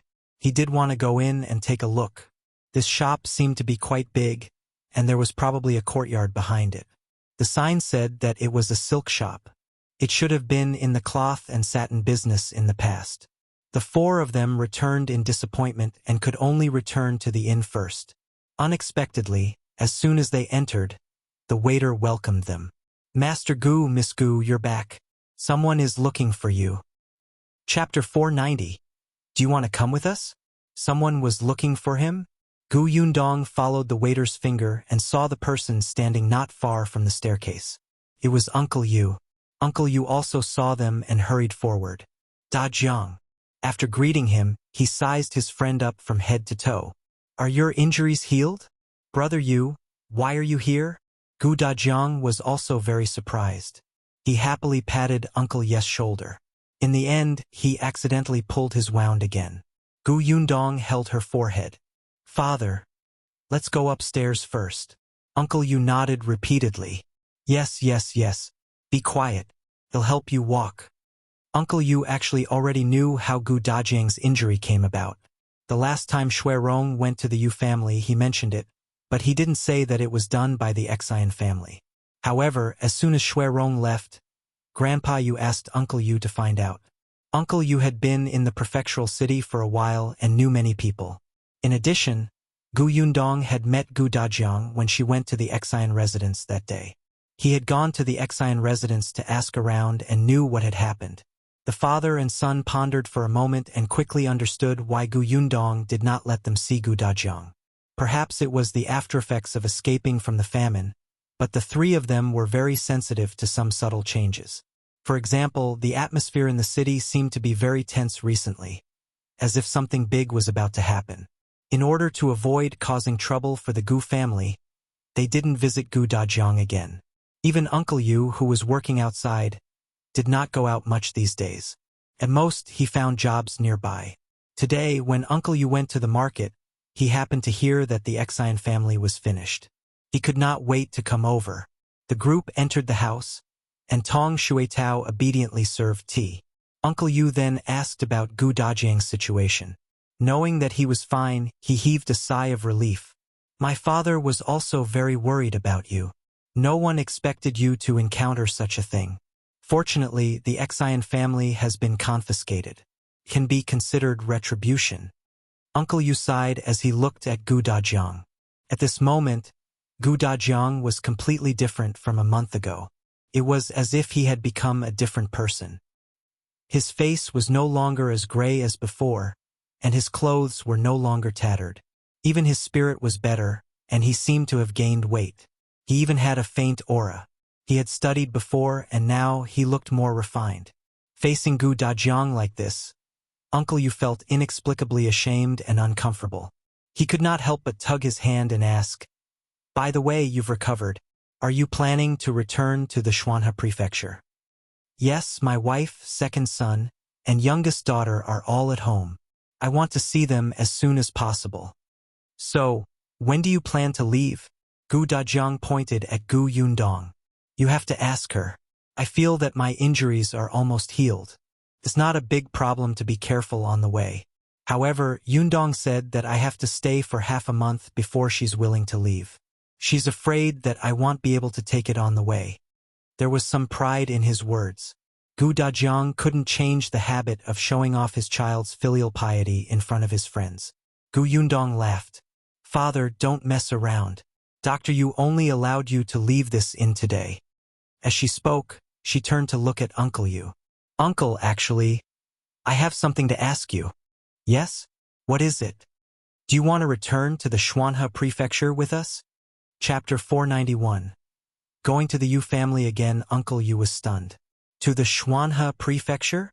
"Yes, I was thinking that you cannot return to the village you were in now, and you don't have any relatives in the prefectural city. My father has been under your care these few days. He's your friend and can't bear to part with you." Gu Dajiang nodded repeatedly. "Yes, why don't you come with us?" Gu Yundong continued. "Our Yongfu village is actually not bad. The village chief is also kind, and the villagers are very diligent and friendly. If you come, we can take care of each other. I have a workshop in the village and don't have enough manpower now. If you can come and help me, it'll be most at ease." Uncle Yes' fingers moved. Help her? She was clearly the one helping them. She wanted them to know that they wouldn't have to worry about not having a job even if they went to Yongfu village. Uncle Yu was tempted for a moment, but he quickly suppressed it. He thought for a while before saying, "I have to go back and discuss it with my father and Xiao Jin." Xiao Jin was his son. Of course. Uncle Yu chatted with Gu Dajiang for a while more. After all, he had something on his mind and returned not long after. Gu Dajiang looked at his back and said to Gu Yundong, "It's unlikely that the Yu family will follow us back to Yongfu village." Gu Yundong was stunned. "Why?" "You'll find out in a day or two." Gu Yundong blinked, but on second thought, she felt that it made sense. After all, they had lived in Wanqing Prefecture for a period of time and had finally settled down. In the end, it didn't make sense for them to go all the way to a completely unfamiliar place. In fact, she was not confident. Forget it. Regardless of whether they went or not, she would respect their choice. 2 days later, Gu Yundong and Gu Dajiang went to Uncle Yes' courtyard. When she passed by that road again, the hooligans who had caused her trouble were no longer there. However, many of the neighbors who lived there greeted Gu Dajiang curiously when they saw him. Especially when they saw 2 servants following behind him, they started whispering, "Gu Dajiang is rich. He even has servants now. Look at his clothes. I saw them at the silk shop last time. They cost 3 taels of silver. Wow, so expensive? In the past, Dajiang even had to use 3 copper coins sparingly. Do you think they're going to the Yu family? Is the Yu family going to get rich too? Tisk, forget it. Let me tell you, it's been a month since Dajiang left. Only 2 servants have come. He just showed his face today. Didn't you see that the Yu family has been living so bitterly for the past month? If Dajiang really had a conscience, he would have given the Yu family a couple of taels of silver. The Yu family wouldn't still be living in this lousy place. Oh, how dare you say that? Do you think a couple of taels of silver come from the wind? No one dared to say these words in front of Dajiang and the others. They only started spouting nonsense when they disappeared. At this moment, Yundong and the others had already entered the Yu family. Uncle Yu was cleaning the courtyard. When he saw them enter, he quickly came over to help Dajiang sit. Uncle Yu, I'm fine. You don't have to help me. Don't take advantage of the fact that you're still young and don't pay attention. If you fall ill, you'll suffer when you reach my age. Yundong nodded vigorously. Grandpa Yu is right. Uncle Yu also came out at this moment. After everyone sat down, Yundong got down to business. Chapter 492. The Yu family's decision. Grandpa Yu, have you considered it? Do you want to return to the Xuanhe prefecture with us? Yundong hoped that they would leave together. The Yu family did not have any relatives here. If they encountered any problems, they would be isolated and helpless. At the very least, they would be able to take care of each other when they went to the Xuanhe prefecture. Moreover, the Yu family had taken care of her father for so long. She wanted to repay them no matter what. Uncle Yu and Uncle Yu looked at each other. A moment later, Uncle Yu wiped his face and said with a smile, Girl, Grandpa Yu thanks you for your kind intentions. However, we still want to stay in Wanqing Prefecture. But, Uncle Yu waved his hand and interrupted her persuasion. I know you want to take care of us. I also believe that if we follow you to the Xuanhe Prefecture, we won't have to worry about food and clothing. Our lives will be much better than now. However, we can't rely on you for everything. Yes, your father received our help a few months ago, but we only gave him a place to live. Compared to the time when you sent a basket of food to save our lives, it's insignificant. Yundong said, The basket of sweet potatoes I gave you was because you informed us in advance so that we could avoid the chaos. In that case, you should be the ones who saved us first. Uncle Yu laughed out loud. All right. If you want to calculate it this way, you won't be able to finish it. He was in a good mood and did not regret helping this young lady at all. There was a cause and an effect. The old saying was indeed true. Uncle Yu smiled, but very quickly, his expression became serious again. Girl, actually, there's another important reason why we didn't go to the Xuanhe Prefecture. As he spoke, his expression became a little sad. Back then, on the way to escape, my wife and my daughter-in-law didn't survive. Later, after we settled down in Wanqing Prefecture, we moved their graves over and let them settle down. During the new year, we would visit them and burn something for them. If we went to the Xuanhe Prefecture, it would be a long journey. It would be difficult to see them. As he spoke, he wiped his face. I'm already so old. I don't know how much longer I can live. When I'm free, I can still go and talk to my wife. Don't let no one visit them when the time comes. If the grass on the grave grows to half the height of a person and there's no one to take care of them, they'll be so sad. On the way to escape, they starve to death to give us a bite to eat. How can we leave them behind now? In the end, Uncle Yu could not help but tear up. Yundong panicked and quickly handed him a handkerchief. Yes, Grandpa Yu is right. I didn't consider everything. It's my fault. Uncle Yu quickly stopped his tears and smiled when he heard her words. What's your fault? You're a good child. You want Grandpa Yu to live a good life, but Grandpa Yu has 3 grown sons. How can he let a little girl who hasn't reached adulthood take care of him? Uncle Yu's eyes were also red. Although he was sad at the mention of his deceased mother and wife, he could still control his emotions. He only said with a slightly choked voice, That's right, girl. Just take your father back in peace and don't worry about us. Let's work hard. Our lives will get better. The next time you come, we might all live in a big house. Gu Yundong smiled. All right, I'll wait. After a pause, she said, but if you don't follow us to the Xuanhe prefecture, I have something to ask you for help with. Chapter 493. Eugene being beaten. Gu Dajiang, who had been silent all this while, was stunned. Then, as if he had thought of something, he immediately stopped talking. Uncle Yu were very straightforward. Tell us, what do you need our help with? As long as we can do it, we will definitely help. I have a shop in Wanqing Prefecture, but there's no one. Before she could finish speaking, she saw someone running in from the door. Gu Yundong took a closer look. Wasn't this Grandpa Zhang, whom she had met the other day? Old you, quickly go over and take a look. Your grandson was beaten up. Everyone in the room was stunned and hurriedly stood up. Seeing this, Gu Yundong immediately reached out to help Gu Dajiang. Rong immediately supported Uncle Yu, and the few of them walked out of the courtyard. Eugene happened to walk into the courtyard. When he saw everyone, he was stunned for a moment before squeezing out a smile. Uncle Gu, you're here? Everyone looked at his face. It was bruised and swollen. He did look like he had been beaten up. Uncle Yu took 2 steps forward. What happened? How did you get beaten up like this? Who hit you? Eugene shook his head. Master, I'm fine. I also beat the other party up. He's even worse than me.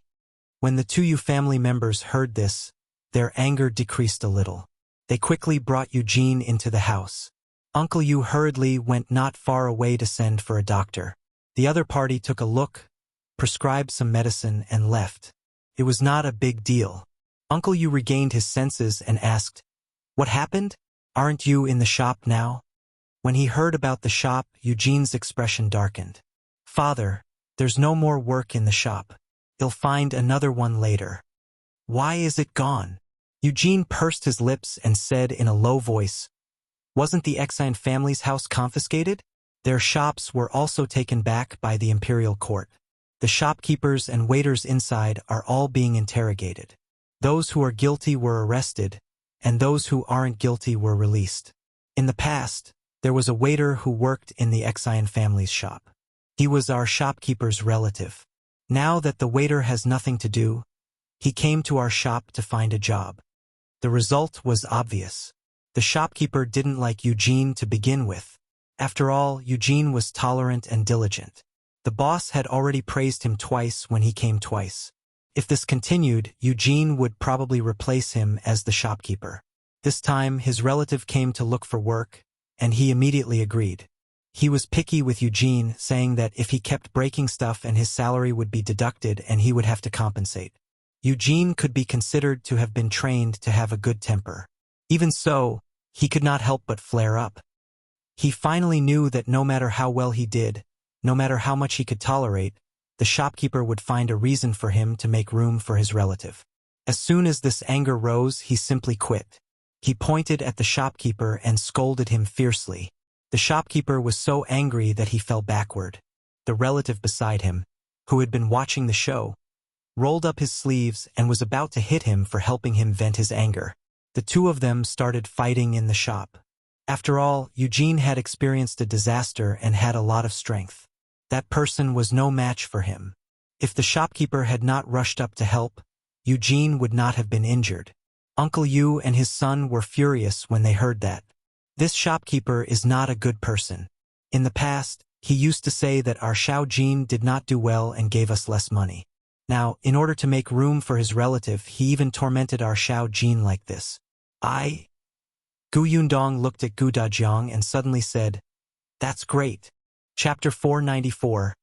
What about me? The Yu father and son were speechless. Huh? Uncle Yu asked uncertainly, Gu girl, do you mean that it's too good for Xiaojin to hit the shopkeeper? No, I mean, it's great that brother Eugene isn't working in that shop. Everyone was speechless. Gu Yundong smiled. Actually, even if this hadn't happened to brother Eugene today, I would have asked him to quit his job in the shop. I've long heard that his shopkeeper is stingy and he doesn't earn much money. The shopkeeper doesn't do anything and only knows how to boss people around. The better brother Eugene does, the more others don't like him. How many years will it take for him to stand out in such a place? So I want to invite Brother Eugene, Uncle Yu, and Grandfather Yu to help in my shop. The three members of the Yu family widened their eyes and exclaimed, "Your shop?" "Yes," Gu Yundong said in embarrassment. "I just got a shop recently and haven't opened business yet.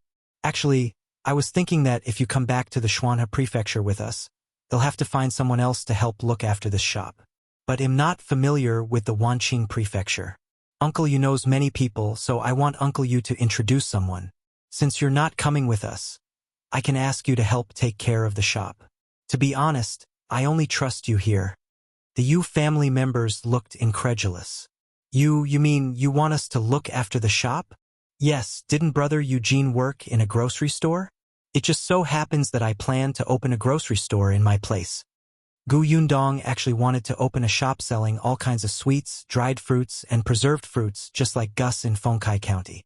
However, this place was too far from Yongfu village. It would take a lot of time and money to transport the goods over. The cost was too high and it was not worth it. At the very least, she had to wait until her business expanded and there was a workshop here. Later on, she even thought of opening a medicinal shop, but selling herbs required a professional. Moreover, the preparation of the medicinal shop at the beginning would take too much time. After thinking about it, he could open a grocery store first. Firstly, it could help the Yu family. After all, Eugene had experience and it was convenient for him to do this.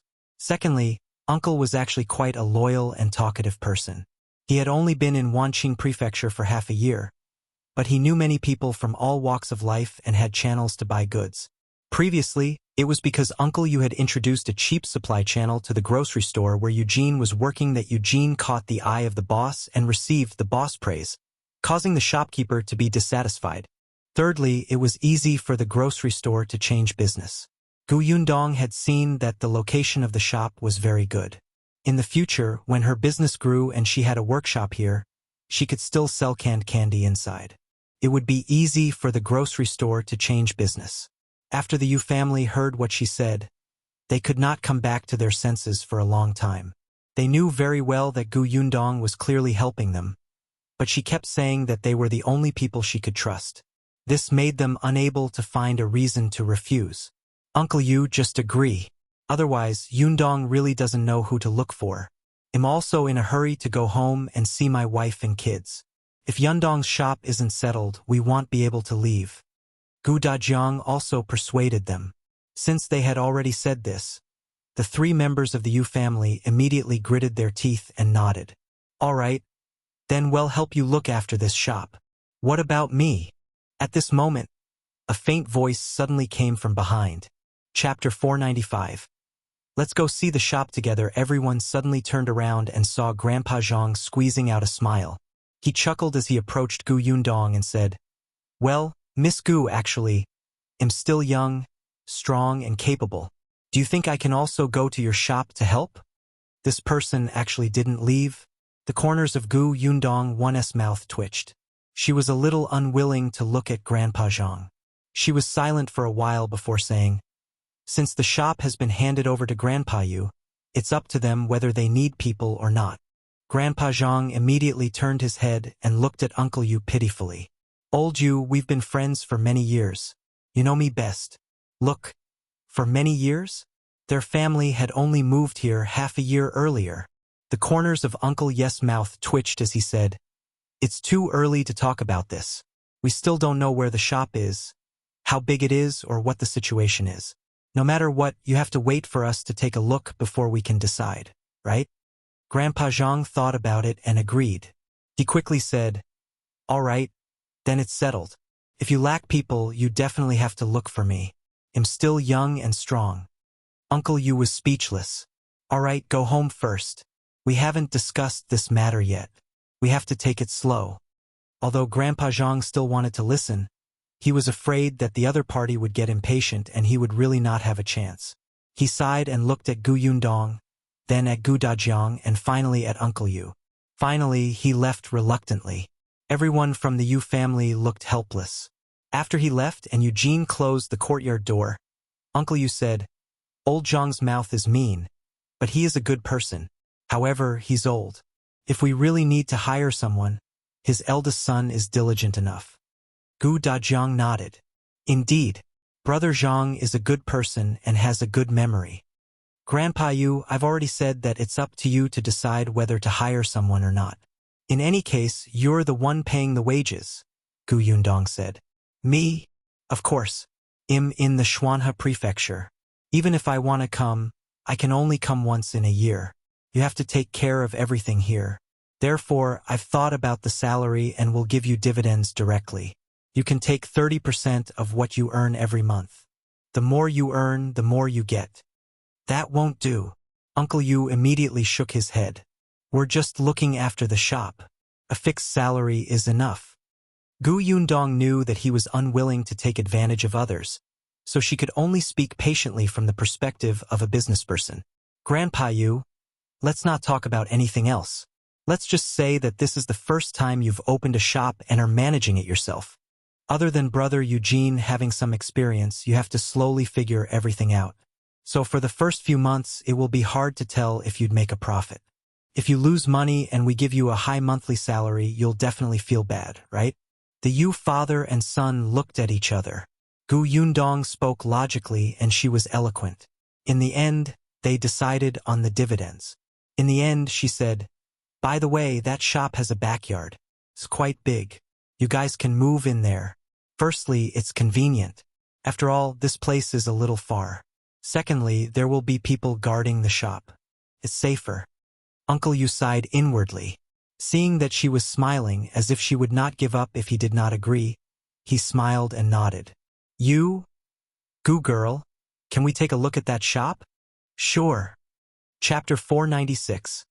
Complicated feelings. It had been 2 days since the Xian residence had been raided. Someone was temporarily in charge of the government office, waiting for the emperor to transfer a new prefecture magistrate over. Yundong's contract was personally given to her by Am Mo Xulin. Yesterday, Rong had gone to the government office to ask about it. The contract had been opened early this morning, so it was not a problem for her to enter. When the group of people came out of the Yu residence, they saw many people looking over curiously. The crowd waited until they were gone before they began to talk. Where is the Yu family going? Could it be that Dajiang is planning to give the Yu family some benefits on account of their past relationship? What benefits? Don't tell me they're going to help the Yu family move out of here? Stop joking. That's impossible. The Yu family doesn't have any luggage. How can they move out? I think they'll at most treat the Yu family to a meal at a big restaurant. No way. The Yu family took Dajiang in for a few months, but he's repaying them with just one meal? That's too stingy. That's why Dajiang is an ingrate. Cough, cough. Suddenly, a sudden cough sounded from behind the crowd. Everyone turned around and saw Grandpa Zhang standing behind them with an unfathomable expression. He sneered at these people who were making sarcastic remarks. All right, why are you so troublesome? How can Brother you not know what kind of person Dajiang is? Go do what you need to do. Hey, old Zhang, you were in the Yu family just now, right? What did they say? Tell us. What did they say? Grandpa Zhang said impatiently. How would I know? Disperse, disperse. With that, he turned around and left with his hands behind his back. However, there was a sly smile on his face. Humph, he wasn't going to tell these people that the Yu family was about to own a shop. What if they went to fawn on old Yu later? When he was hired to work and earn money, he would show off in front of these people. Just thinking about it made him happy. They must have gone to look at the shop, right? So he really wanted to follow them to take a look. Uncle Yu, who was being gossiped about, felt his ears itch and could not help but reach out to rub them. The Yu family was a little far away from the shop. When they reached the entrance of the alley, everyone still got into the carriage. By the time they reached the shop, it was already past noon. Yundong brought them to a nearby restaurant for a meal before walking towards the shop. Only when they stood at the entrance of the shop did the Yu family look ahead in shock. This was the shop that the Gu family was talking about? Such a big shop would be a grocery store. This was especially shocking for Eugene. He had been working in the grocery store for more than half a year and more or less knew some things. This was the busiest street in the entire Wanqing prefecture. This shop was at least twice the size of the one he stayed in. Most importantly, this used to be the silk shop of the Xian family. It was the place where the relative of the shopkeeper who ran to snatch his job this morning had worked. He never expected that the person who had arrogantly chased him out and told him to go back and do manual labor would now swap places with him. At this moment, Eugene's feelings were exceptionally complicated.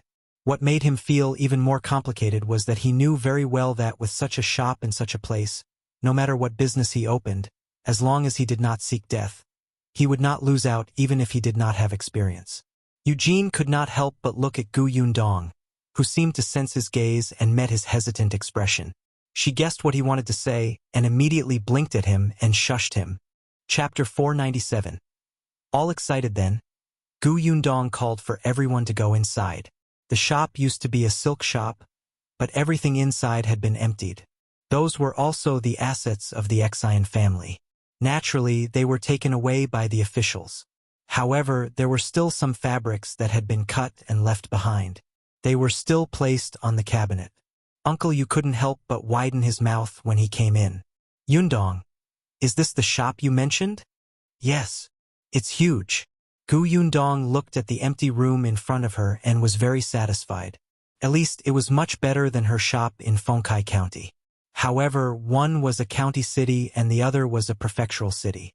It was normal for there to be differences. This is the first time I've come in to take a look. It's indeed quite big. However, we're a grocery store. If we place a lot of things, it'll naturally be small. In fact, grocery stores occupied the most space. Just look at modern supermarkets. They sold everything. When there were a lot of items, the place would be instantly full. Let's go to the backyard.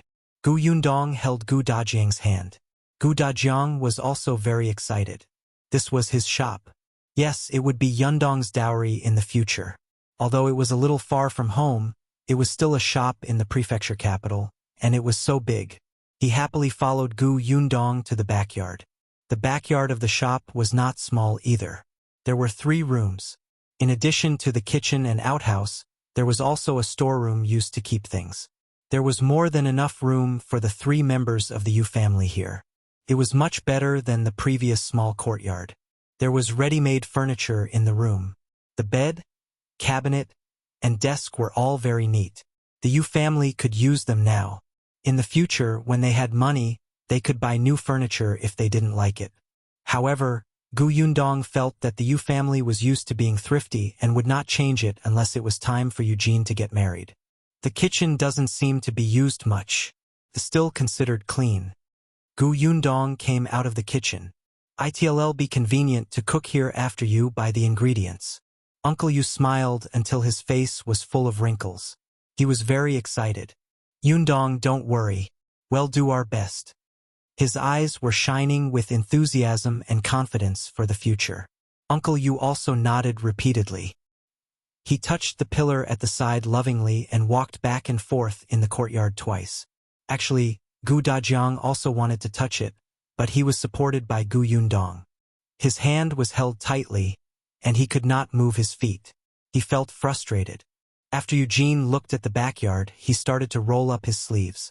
Father, I'll go to the front to clean up the shop now. Hey, I'll help too. Uncle Yu felt that he had become a few years younger and followed behind excitedly. Uncle Yu wanted to go too. He had already rolled up his sleeves when Yundong pulled him back. Grandpa Yu, stay here and chat with my father. But if you go to clean up the shop, my father will definitely follow you. Look at his injuries. Uncle Yu immediately looked at Dajiang solemnly. You can't let Yundong down. He's been gone for so long. Come, sit down and talk. You're leaving in a few days. I don't know when we'll meet again. Dajiang could only sigh and rest. Tong Shuitao was quite diligent. She had already gone to the well to get water and carried the basin to the shop. Unexpectedly, as soon as she entered, she heard a voice outside. This shop is indeed open. Let's go in and take a look. Chapter 498. Wanna buy this shop? Tong Shuitao looked up and saw a young girl walking in. She looked to be 15 or 16 years old and had a high posture. There were two maidservants following her. She glanced at them, then turned around and shouted, "Brother, there's someone inside." Soon, a man in his 20s followed in. He was also dressed in brocade and looked elegant. Eugene had already walked up to them and asked with a smile, "May I ask what's the matter?" He was smiling, but his face was still injured, so his smile looked a little twisted. The girl immediately took a step back. "Stay away from me." Uncle Yu stepped forward. "What's the matter?" the girl asked arrogantly. "Did you buy this shop?" "Well, be in charge of this shop from now on." The girl sized them up from head to toe for a while. "Just you guys? All right, I want to purchase this shop from you. Just name your price." "Wan, don't be rude," Duan Qian scolded softly. His sister didn't get it, but he did. They were saying they were in charge, which meant the owner was someone else. Duan Wan was a little dissatisfied. "We were the ones who took a fancy to it first. Who knew that someone would intercept us?" The Xian family's shops would be auctioned off by the imperial court after they were confiscated. Furthermore, the earlier the better. After all, the sudden closure of many shops in such a huge prefectural city would affect the lives of the commoners. The Duan family had bought the most shops this time. 1/3 of the Xian family's shops had gone into their pockets.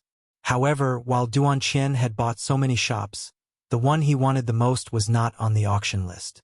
He felt that it was strange and went to ask. Those people only said that it had been sold. Duan Qian thought very highly of this shop. The size was secondary. The main thing was that it was in a good location. He had been determined to get this shop before, and he did not expect such an outcome. Since the seal on the shop was removed this morning, he had gotten someone to watch over it. If they saw the owner, they had to quickly return to the Duan family to report. That was why he came to the shop with Duan Wan, who insisted on coming along, when he heard the news. Seeing that the Yu father and son didn't look too good after hearing Duan Wan's words, he immediately pushed Duan Wan back and took a few steps forward. He said politely, "Little brother, I'm from the Duan family. I want to talk to your boss about this shop. I wonder if it's convenient for you to introduce me to them." The Duan family? Uncle Yu and Eugene were naturally not unfamiliar with the Duan family. In their eyes, this was a colossus like the Xian family. Previously, the Xian family was still suppressing them. Now that the entire Xian family had been exterminated, there was no one in the Wanqing prefecture who could suppress the Duan family. The Duan family wanted to buy this shop. The two of them immediately became worried. This was not to be trifled with. Uncle Yu was about to go in to look for Gu Yundong, but Tong Shuitao had already turned around smartly and gone in. She didn't dare to let Gu Dajiang and Uncle Yu know. She could only whisper into her Miss ear, "Miss, there are two people outside who call themselves the Duan family's young miss and young master. They want to buy our shop." "The Duan family?" Gu Yundong raised her eyebrows. When she saw Gu Dajiang looking over, she quickly said, "Father, chat with Grandpa Yu first. They'll talk to Uncle Yu and the others about how to set up this shop and repair it." When Gu Dajiang saw Tong Shuitao's expression just now, he knew that it was definitely not that simple. However, he was afraid that Uncle Yu would be worried, so he did not say anything and only nodded. Gu Yundong gave Shui Rong a look and asked him to watch the two of them while she brought Tong Shuitao to the shop in front. Chapter 499. What does the shop do? Gu Yundong walked into the shop and recognized him at a glance. At the same time, Duan Qian and Duan Wan also recognized her. The two of them immediately narrowed their eyes and straightened their expressions. Duan Qian instantly smiled. "So it's Miss Gu. We didn't have the time to talk the last time we met. I didn't expect to see you again today." The father and son of the Yu family were surprised. The Gu girl actually knew the eldest young master of the Duan family? Gu Yundong smiled. "I heard that young Master Duan wants to buy our shop?" Duan Qian sighed inwardly. After seeing Gu Yundong, he knew that there was not much hope. Others might consider the Duan family's status and sell the shop to them if they were unwilling to offend the Duan family. But this Miss Gu... Actually, after Gu Yundong left that day, he had asked Am Mo Xulin about her background. Am Mo Xulin only said, "She's not a big shot. She doesn't have any background." However, I don't dare to offend her. Oh, and it's also because of her that your family can do this sugar business. So if you see her next time, stay away. Duan Qian had yet to recover from the shock of this girl being associated with the sugar business when he was stunned by Am Mo Xulin's incoherent words. Since she didn't have any background, why didn't he dare to offend her? If he had a sugar business because of her, why shouldn't he say thank you when he saw her? Instead, he had to stay far away? However, Am Mo Xulin did not say anything else. Others also kept their mouths shut even when he asked them. However, Duan Wan had told her that at the entrance of the Exine residence that day, she had personally seen Miss Gu throw a stone at the back of the head of the fourth brother who was following Lord Mo. Not only was he not angry, he even invited her in with a smile. This series of actions was really confusing, but Duan Qian understood. Not only could he not offend this Miss Gu, but he should also try his best to befriend her. Hence, when he heard Gu Yundong's question, he said very gently, "Yes, we do have the intention to buy this shop. I wonder if Miss Gu has the intention to sell it. We can negotiate the price." Gu Yundong shook her head. "I don't intend to sell this shop. Besides, it was given to me by someone else. If I sell it, wouldn't I be letting them down?" Gu Yundong was telling the truth and did not hint anything. However, Duan Qian's expression changed slightly. Someone gave it to her? Who would dare to give away the shop that the imperial court had confiscated? Could only be the imperial court. Duan Qian instantly put away all his thoughts and changed the topic. "In that case, it seems that we can only look elsewhere." He looked helpless. He turned around and saw the Yu father and son. He then looked at the relatively neat shop and asked curiously, "Miss Gu, are you planning to open for business? What kind of business are you doing? If you need me, just tell me. The Duan family can still be of use in Wanqing Prefecture." Gu Yundong actually wanted to be on good terms with the Duan family, especially when Duan Qian's attitude was very friendly. After all, she was going to leave soon. If the three members of the Yu family opened a shop in such a prosperous area, they would easily be targeted if they did not have any backing. Young Master Duan came at the right time. Hence, Gu Yundong asked Tong Xuetao to tidy up the tables and chairs. After inviting Duan Qian and Duan Wan to sit down, she said, "I do plan to tidy up and open for business." "Oh? Will you continue to sell satin and cloth or tea and wine? Or maybe jewelry?" Chapter 500. Gu Yundong is not an ordinary person. Gu Yundong was silent. "Is that all you can think of?" She looked at Duan Qian and his sister, whose eyes were curious, and said, "It's going to be a grocery store." Duan Qian was speechless. The commotion on the street outside was a little loud, and he didn't seem to have heard her clearly. Duan Wan stood up directly. "What did you say? A grocery store? You're using such a good shop in such a good location as a grocery store?" Duan Qian suddenly reacted and pulled her. "Wan Wan, don't be rude." Duan Wan snorted angrily and suddenly turned her head away, not saying anything else. Gu Yundong laughed. "It's precisely because the location is good that it's used as a grocery store. I looked at the entire street. There are only 2 grocery stores, and they're small and incomprehensive. People need it urgently." Duan Qian thought for a moment. He had really not noticed this. The Duan family was mainly in the tea business. Of course, they had dabbled in other businesses, but he really didn't have a grocery store. As for whether it was convenient for shopping or not, with their status, they would not care. There were servants who would do it. Now that he heard Gu Yundong's words, it made sense. "Young Master Duan, are you looking down on my small grocery store?" Gu Yundong asked with a smile. Duan Qian immediately shook his head. "Of course not. It's just unexpected. Will young Master Duan still take care of our small grocery store?" "Haha. Miss Gu is too humble. No matter what, we've met twice. I'm thick-skinned enough to call myself your friend. Friends naturally take care of each other." "Thank you very much." Gu Yundong then introduced the Yu father and son. "These are Uncle Yu and Brother Eugene. They will manage this shop from now on. Uncle Yu, you heard what young Master Duan said. If you encounter any trouble in the future, feel free to look for him. We are friends." Duan Qian. "I didn't expect you to be so good at climbing up the ladder." The corners of Duan Wan's mouth twitched. Couldn't this woman tell that he was just being polite? Uncle Yu was a little excited and nervous, and his palms were sweating. Although he had gotten used to it, he had never interacted with someone of Duan Qian's status. "Hello, young Master Duan. Am Yu Yanghong. Please take care of me." Duan Qian stood up. "Manager Yu, you're too polite." He had heard that Lady Gu addressed the Yu father and son as uncle and brother. In other words, she did not treat them as ordinary subordinates. They had a deeper bond. He looked at Gu Yundong. "Miss Gu, do you mean to leave Wanqing Prefecture?" "Yes, I'll leave after a while. I might come over occasionally in the future. The next time I come, I'll bring something for young Master Duan. Perhaps we can work together?"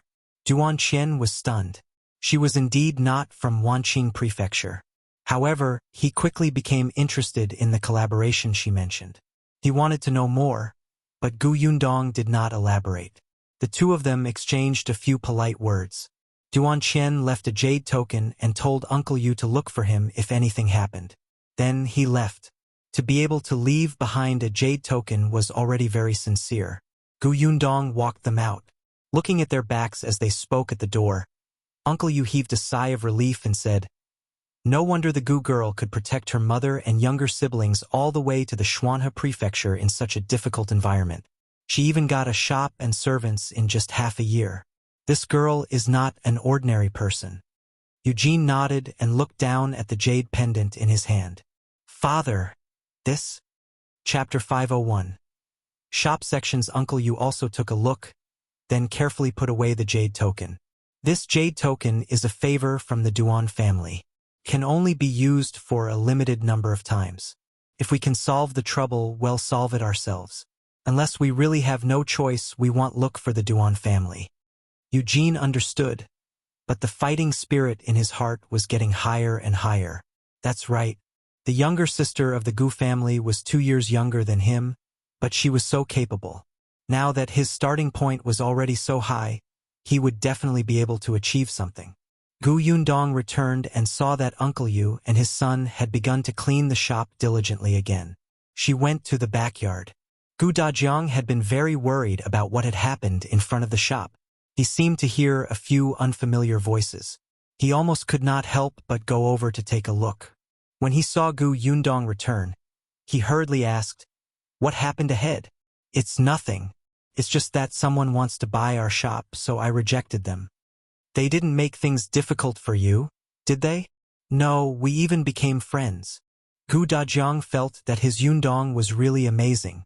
He was so proud of her. The shop was quickly tidied up. Gu Yundong looked at the cabinets in front of him. These cabinets were all erected against the wall. They were used to store all kinds of cloth. Now, they could be used to store bottles and jars, so it was not easy to bump into them. The shop also sold ready-made clothes. There were a few shelves made of wooden poles to hang clothes. Now, they were placed there to hang dried meat and fish. There was also a cubicle next to it for fitting. However, in this day and age, there were not many people trying on clothes outside, so this cubicle was piled with some things. What Gu Yundong meant was that the cubicle could be torn down so that the space could become larger. At that time, they could split the entire shop into several areas. Food such as oil, salt, soy sauce, vinegar, rice, ginger, garlic, wine, tea, and snacks would all be placed in this area. There was an area for daily necessities. There were pots, pans, knitted shoes, hats, bamboo baskets, boxes, various tools, cheaper brushes, ink, paper, and inkstones, as well as kites and spinning tops for children. In that case, the space was even a little small.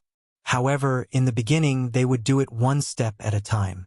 It was just that with so many things, if he wanted to tidy them up, he would need to build a few cabinets and shelves. Gu Yundong thought of Carpenter Tan. Although he did not like to talk, he was efficient. She handed this matter to Uncle Yu. They were familiar with Carpenter Tan. The group of people planned the shop. Everyone would write down any good suggestions they thought of. Everyone would express their opinions and consolidate them when the time came. In the end, when the proposal was out, the shop could be renovated. After the discussion, everyone realized that it was already very late. The sky was about to darken. However, everyone still felt unsatisfied. The sense of accomplishment of slowly filling the empty shop with everyone's thoughts made them feel especially satisfied. Gu Yundong led everyone to eat, then asked Shui Rong to drive Uncle Yu and the rest back in a carriage. The 3 members of the Yu family were very excited. Not only did they talk about this along the way, but Uncle Yu had also thought of where to buy the cheapest goods. When they reached home, Uncle Yu did not even enter the house. He went straight to Carpenter Tan's house. Uncle Yu thought for a moment and did not go back. He turned around and entered Grandpa Zhang's courtyard next door. Grandpa Zhang and his family were having dinner. Seeing him come in, Grandpa Zhang started to tremble. He quickly moved a stool for him. "Yang Hong, are you here too?" Chapter 502. Hiring the Zhang family's first son. Grandpa Zhang was so excited that he couldn't speak, and the Zhang family looked at him in confusion. Uncle Yu knew what he meant and nodded. "We went to see that shop today. It's indeed not bad.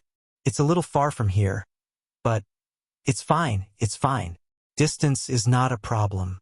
It's still in the city." Uncle Yu said, "I haven't finished speaking." All right. Tell me, I won't interrupt you." The Zhang family looked at Grandpa Zhang with a strange expression. Uncle Yu also felt that he might have come to the wrong place. He had never known that Grandpa Zhang's personality could be like this. Letting out a breath, he thought about leaving as soon as possible. "What I mean is that the shop has a backyard. If it's too late and you can't come back in time, you can stay there for the night." "That's good. I'm fine with it." Grandpa Zhang was even happier. He wanted to say that commute would truly be a problem for his old arms and legs. He didn't expect there to be a place to stay. That would be easy. Uncle Yu looked at him and found it hard to explain. "But Grandpa Zhang, we want to hire another person. We plan to hire Brother Zhang." "What?" Grandpa Zhang's expression changed in a second. He suddenly stood up and raised his voice. "What did you say?" The Zhang family finally understood. The person called Brother Zhang widened his eyes and asked in disbelief, "Yang Hong, do you mean that your family is going to open a shop now? Do you even plan to hire me as a shop assistant?" "I do have such plans. That shop belongs to the Gu family. They want to take care of our family. However, the shop is indeed big. I know that Brother Zhang is diligent, honest, and tolerant. I thought that if you're willing, you can go to the shop to help." Brother Zhang's eyes lit up and he instantly straightened his back. "I'm willing, of course I'm willing." The Zhang family completely understood and were immediately overjoyed, especially Brother Zhang's wife. When she heard that her man had found a stable job, her eyes turned red. The others were very envious, but they were also happy for him. If Brother Zhang worked in the shop, the entire family would benefit. Grandpa Zhang was the only one left. He snorted coldly and turned his back to everyone. He squatted on the ground and sulked. "Uncle, you didn't know whether to laugh or cry." "Grandpa Zhang, we didn't mean to make things difficult for you. It's just that this job requires strength. I hired Brother Zhang to go elsewhere to collect the goods. There are many places to go every day. I know Grandpa Zhang is young and strong, but I'm afraid of exhausting you, right?" Grandpa Zhang's wife couldn't help but kick his foot. "All right. Don't you know how old you are? You're panting after taking a few steps. You still want to follow them everywhere? Aren't you afraid of falling sick from exhaustion? When the time comes, even if you earn money, you won't be able to live to enjoy it. Wake up. Didn't the Yu family hire our first son? If you continue to have such a bad expression, what will happen to you if he loses the job?" Grandpa Zhang immediately stood up from the ground. "That won't do. Yang Hong, you promised me that you would hire my first son." "Of course." Only then did Grandpa Zhang become happy. Forget it. If his son went to do it, so be it. He could also show off to others. However, there was no time for him to show off. When Uncle Yu went to Carpenter Tan to talk about this, someone happened to come to look for Carpenter Tan to order something and heard Uncle Yes' words from beginning to end. The neighbors in this area instantly knew that Gu Dajiang's family had opened a shop and handed it to the Yu family to manage. Chapter 503. Barraged. More importantly, this shop was located in the center of the prefectural city. It was the best location in the city. It was said that the shop was very big, the size of 2 grocery stores. All right, everyone was in an uproar. Then, they swarmed towards the Yu family's house. They were so crowded at the door that they could fight. All of them used the best eloquence in their lives to recommend themselves desperately, wanting to work in that shop. Until Uncle Yu told everyone in a regretful tone that he had already hired the eldest son of the Zhang family next door. Everyone was stunned for a moment before they started scolding old Zhang. I wondered why he was hypocritically telling us not to spout nonsense this morning. Did he already know about it? That's right. Wasn't he at old Yes' house in the morning? He must have heard the entire process. I saw Yang Hong go to old Zhang's house just now. Oh my, if I had known, I would have stopped him. All of them instantly scolded the pretentious old man Zhang. Therefore, when he gathered his emotions and planned to go out to brag and tell everyone that his son had got a job, he was almost beaten up by his neighbors. When the 3 members of the Yu family heard the commotion outside, they all smiled and went to bed to rest. In the following days, Gu Yundong and the Yu family began to renovate the provision store. The eldest son of the Zhang family also came to help. He was indeed diligent. Carpenter Tan sent over all kinds of sturdy shelves in a few days. Everyone was in high spirits and set them up one by one. In an instant, the place became decent. Gu Dajiang had come once. He had been forced by Gu Yundong to recuperate in the inn. Now that his wound had already scabbed over, it was just itchy and uncomfortable. Sometimes, Gu Dajiang couldn't help but grab it, and it would bleed. Gu Yundong asked Rong to keep an eye on him. She even wrapped Gu Dajiang's 10 fingers in gauze. Gu Dajiang didn't know whether to laugh or cry as he looked at his thick fingers. He didn't expect such a day to come for him. During the renovation of the shop, Duan Qian came twice. Gu Yundong found this person quite interesting and even invited him to the Xuanhe prefecture when he was free. Unexpectedly, Duan Qian agreed. I do want to make a trip to the Xuanhe prefecture. I heard that someone started manufacturing and selling white sugar in that place. Gu Yundong, who had created white sugar, was speechless. She could only touch her nose and laugh dryly. Duan Wan had never been here. Anyway, Gu Yundong felt that she was making a fuss. Perhaps because there was no pressure from the Xian family, as the young lady of the Duan family, she was a little arrogant. After the shop was renovated, Uncle Yu brought the eldest son of the Zhang family to the countryside to collect things, including eggs, food, and some daily necessities. He had already contacted the providers a few days ago. Now that he had given them money, he could just bring them back. On the first day of business, Gu Yundong invited the lion dance team over to have a good time. Most importantly, she had invited Duan Qian over. As the heir of the Duan clan, Duan Qian's face was not unfamiliar in this city. Everyone who came to watch the show knew that the Duan family was endorsing the shop. Originally, some of the wealthy families in the city who wanted to buy this shop, and even the small officials and generals with some power, had all given up their thoughts now. Instead, they openly bought some gifts to congratulate the shopkeeper on opening. It was just that when they saw the shop's plaque, they were a little speechless. Why was this a grocery store? Chapter 504. Leaving. Why wasn't it a slightly higher-end shop? Everyone was puzzled, but this did not stop the grocery store's business from booming.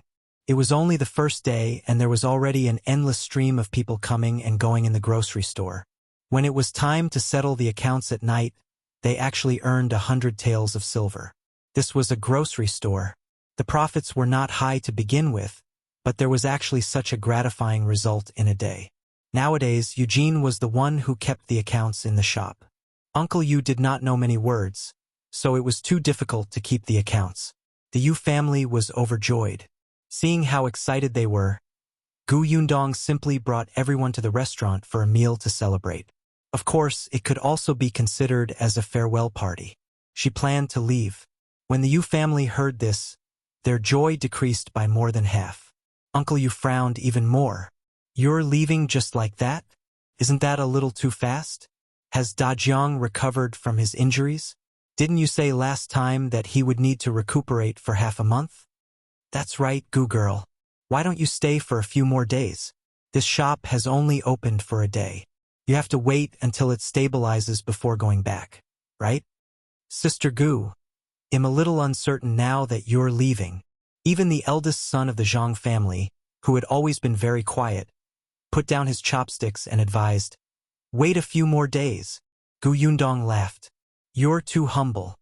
Although I was in the grocery store today, I didn't speak or help from the beginning to the end. No matter what happened or who you met, you were the ones who were busy. Moreover, you were methodical and clear. I think it's very impressive. You can do it." But it was too sudden. Perhaps they had been too engrossed in chatting previously and working together to come up with ideas. Unknowingly, so many days had passed. They did not realize that the Gu family was about to leave. In the end, Uncle Yu waved his hand. "Forget it. Your home is in the Xuanhe prefecture, and your family is there." Dajiang has been longing to see his wife and children. He has been waiting for so long. If not for the fact that he needs to recuperate, I think he would have rushed back. Especially these few days, he keeps saying that he has recovered. He's extremely anxious. Gu Dajiang felt a little embarrassed by his words, but he really missed them. He had not seen them for more than half a year. He wondered if they had forgotten about him. The meal was a little sad. Before leaving, Gu Yundong told Eugene about his aunt and uncle, as well as his uncle who were still missing. "I've pasted their portraits on the notice board. They'll leave two for you. The address on this is the grocery store. If anyone comes looking for me, send me a letter." Eugene took the portrait carefully. "Don't worry, Sister Gu. I'll get my father to ask around when he collects goods. If there's any news, I'll inform you immediately." "Thanks a lot." Eugene pursed his lips. "We should be the ones thanking you. Sister Gu, take care. I'll keep an eye on this shop and record the accounts. I'll wait for you to come back and review them." "Okay." Gu Yundong left. After leaving the restaurant, the two sides parted ways. After returning to the inn, the few of them began to organize their things, planning to leave Wanqing Prefecture the next day. Hearing that they were leaving, the waiter of the inn was actually a little reluctant. After all, they had already stayed here for a month and a half, and Miss Gu was a generous person. If he helped her, he would be rewarded with silver. He had already cultivated a deep friendship with her, and he almost thought that they were living in the inn forever. Chapter 505. "Yundong, you've changed too much now that she was leaving." The waiter really felt lost. He went back and brought some pickled vegetables for Gu Yundong. They were made by his mother. "Miss Gu, bring the food along to eat on the way. In the future, you must remember that there is a waiter in Wanqing Prefecture." Gu Yundong was speechless. After thinking for a while, she said, "I'll come again. Don't worry, I'll remember you." The waiter immediately became happy. Gu Yundong began to move the things onto the carriage bit by bit. She did not let Gu Dajiang do it, as their journey would definitely be bumpy and difficult. Although Gu Dajiang had recovered, he was different from them. He would probably suffer a lot along the way. For this reason, she specially laid a thick layer of mattress in the carriage. Gu Dajiang looked at the sky. "Yundong, the weather is quite hot." Gu Yundong was unmoved. "It won't be bumpy with all the mattress. If it's hot, just fan yourself." She didn't look at Gu Dajiang and instructed Shui Rong to put away the pots and bowls. Gu Yundong asked Tong Shuitao to fill a few water bags. Now that she was experienced, she knew how long she could make until nightfall. When the time came, she could take a rest in a town or village she passed. By the time everything was ready, it was already 7 in the morning. The few of them got into the carriage and headed straight for the city gate. Unexpectedly, as soon as she left the inn, she saw Uncle Yu and Uncle Yu standing there with 2 huge bags in their hands. She did not know what they were carrying. Gu Yundong quickly got down from the carriage. "Grandpa Yu, why are you here? If you're going back, of course we have to come and send you off. Don't worry, Eugene and the Zhang family's eldest son are in the shop. It won't be a problem." As he spoke, he handed over the 2 bags. "It's not anything good. It's just some food and necessities. I got up in the morning and baked the flatbread inside. It's not much. It's a token of my appreciation." Gu Yundong touched it through the cloth. "How was it not much?" Checking the weight, She felt that Grandpa, you probably did not sleep much last night. Uncle, you chased them into the carriage. All right, you guys can go up. It's getting late. I won't hold you up. Gu Yundong and Gu Dajiang bade them farewell before setting off again. When they arrived at the city gate, they bumped into Duan Qian. He seemed to have come to deliver something to them, but it was a little too much. Gu Yundong was worried that the carriage would collapse, so when no one was paying attention, she put away some things that were not very useful into her spatial storage. After bidding farewell, the four of them sped up a little. The carriage was driven by Rong. Tong Shuitao would occasionally change seats with him. They walked at a leisurely pace and saw a lot of scenery. Gu Yundong had arranged everything in an orderly manner. Gu Dajiang was actually mentally prepared. The journey might not be easy. Unexpectedly, it was much more comfortable than he had imagined. Gu Yundong still followed the doctor's instructions. She would rather walk slowly on the road to ensure that they had good food, especially Gu Dajiang, who needed more nourishment. Therefore, she would personally cook. Gu Dajiang watched her cook the porridge steadily, his eyes filled with relief and joy. Father, come take it. It's very hot. Gu Yundong brought him a bowl and Gu Dajiang instantly came back to his senses. He took a bite slowly and his eyes lit up. You can actually make such delicious porridge in the wilderness. Gu Yundong smiled. Gu Dajiang continued, Yundong, you've changed too much from before. Gu Yundong's heart skipped a beat. Finally, it was here. Chapter 506. So, the same person. Gu Yundong's fingers paused and she heaved a sigh of relief in her heart. However, she had already thought of the words she had prepared before.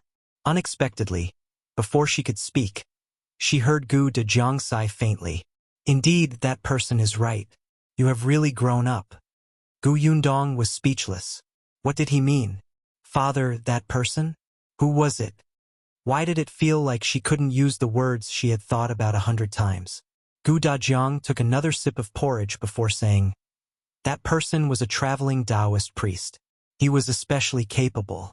I had been studying for a few years and didn't really believe what these people say. If you hadn't cried too hard back then and couldn't be put into sleep no matter what, and the doctors couldn't do anything, I wouldn't have listened to him. Gu Yundong was a little confused. Wait, what did that mean? Gu Dajiang explained to her. Your mother was beaten up by Madame Zhao until she gave birth prematurely. He no longer called the two people from the Gu family his parents. Gu Yundong had already told him that while he had distracted the attention of the bandits for the sake of his family, in the end, his family of 4 had been chased out of the team by his parents to fend for themselves. In that kind of environment, his father knew that his wife was foolish and his children were young. There was only one outcome for them after they were chased out, but his father still did it. Although Gu Dajiang had long been disappointed in his parents, this time, he had really severed all ties with them and would no longer treat them as family. When you were born, you were thin and small, and your breathing was extremely weak. However, you kept crying. No matter how we coaxed you, it was useless unless you cried until you were tired and fell asleep. It was that traveling Taoist who helped you stop crying. He also said that your soul was unstable, and in the future you would be an extremely easily agitated person until you were 14 years old. If you safely survived a death tribulation and your soul returned to your body, you would truly grow up. Gu Yundong was dumbfounded. Return of the soul? Why was it like listening to a heavenly book? She frowned and thought carefully about the host's personality. She was indeed a sentimental person. She could cry for 2 hours under the blanket for small matters. She had never liked the host's personality. She felt that if she didn't stand up for herself in such an environment, how could she not be bullied? She had been very puzzled. With Gu Dajiang's personality, how could he have raised such a fragile daughter? Now that she heard him say this, she could understand. Wait a minute. Gu Yundong's frown deepened. She thought of her life in the modern world. She was the complete opposite of the original owner of the body. Be it in the orphanage or later in society, she looked at everything indifferently and coldly. Therefore, she did not even have a friend. She did not even feel a deep bond with her foster parents who had adopted her. Gu Yundong could not help but fall into deep thought. So her modern self was also in an unstable state. Because of a famine and an apocalypse, the two of them experienced a death tribulation and became one. Gu Yundong pursed her lips tightly. Now that she thought about it, some things were very strange. For example, how she was easily moved by her mother and siblings. In just a month, she was able to take care of them, protect them, and feel sorry for them. For example, even though she had never met Gu Dajiang, she could still feel her heart ache and panic when she saw him seriously injured. Was it because they were her family to begin with? That little girl is gone. Yundong. Yundong, what's wrong? Gu Dajiang saw that she was silent and didn't know what to think. He shook her worriedly. Gu Yundong suddenly came back to her senses. When she looked at Gu Dajiang again, her emotions surged and she could not calm down for a long time. After a long time, she took a deep breath and smiled brightly. Father, it's so good to have you around. Gu Dajiang grinned and patted her head. I should be the one saying that. Yundong, I'm very glad that you survived that calamity. You're still here. I'm so happy that I don't know what to say. What Gu Dajiang was most afraid of was that she wouldn't be able to survive the death tribulation at the age of 14. Now that everything was in the past, Yundong would be safe and sound in the future and live a long life.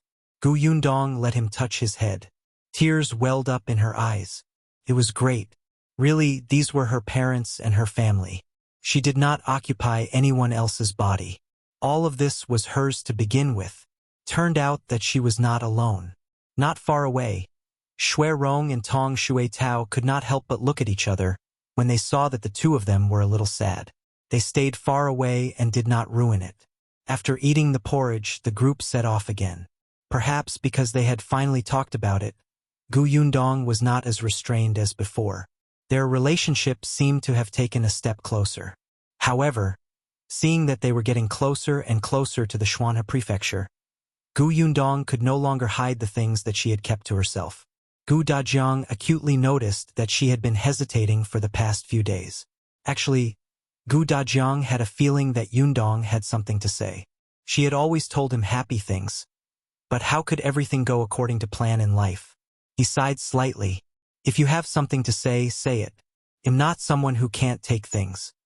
Gu Yundong looked at him and finally said, when we were chased away by the old Gu family, younger uncle was sent away by them.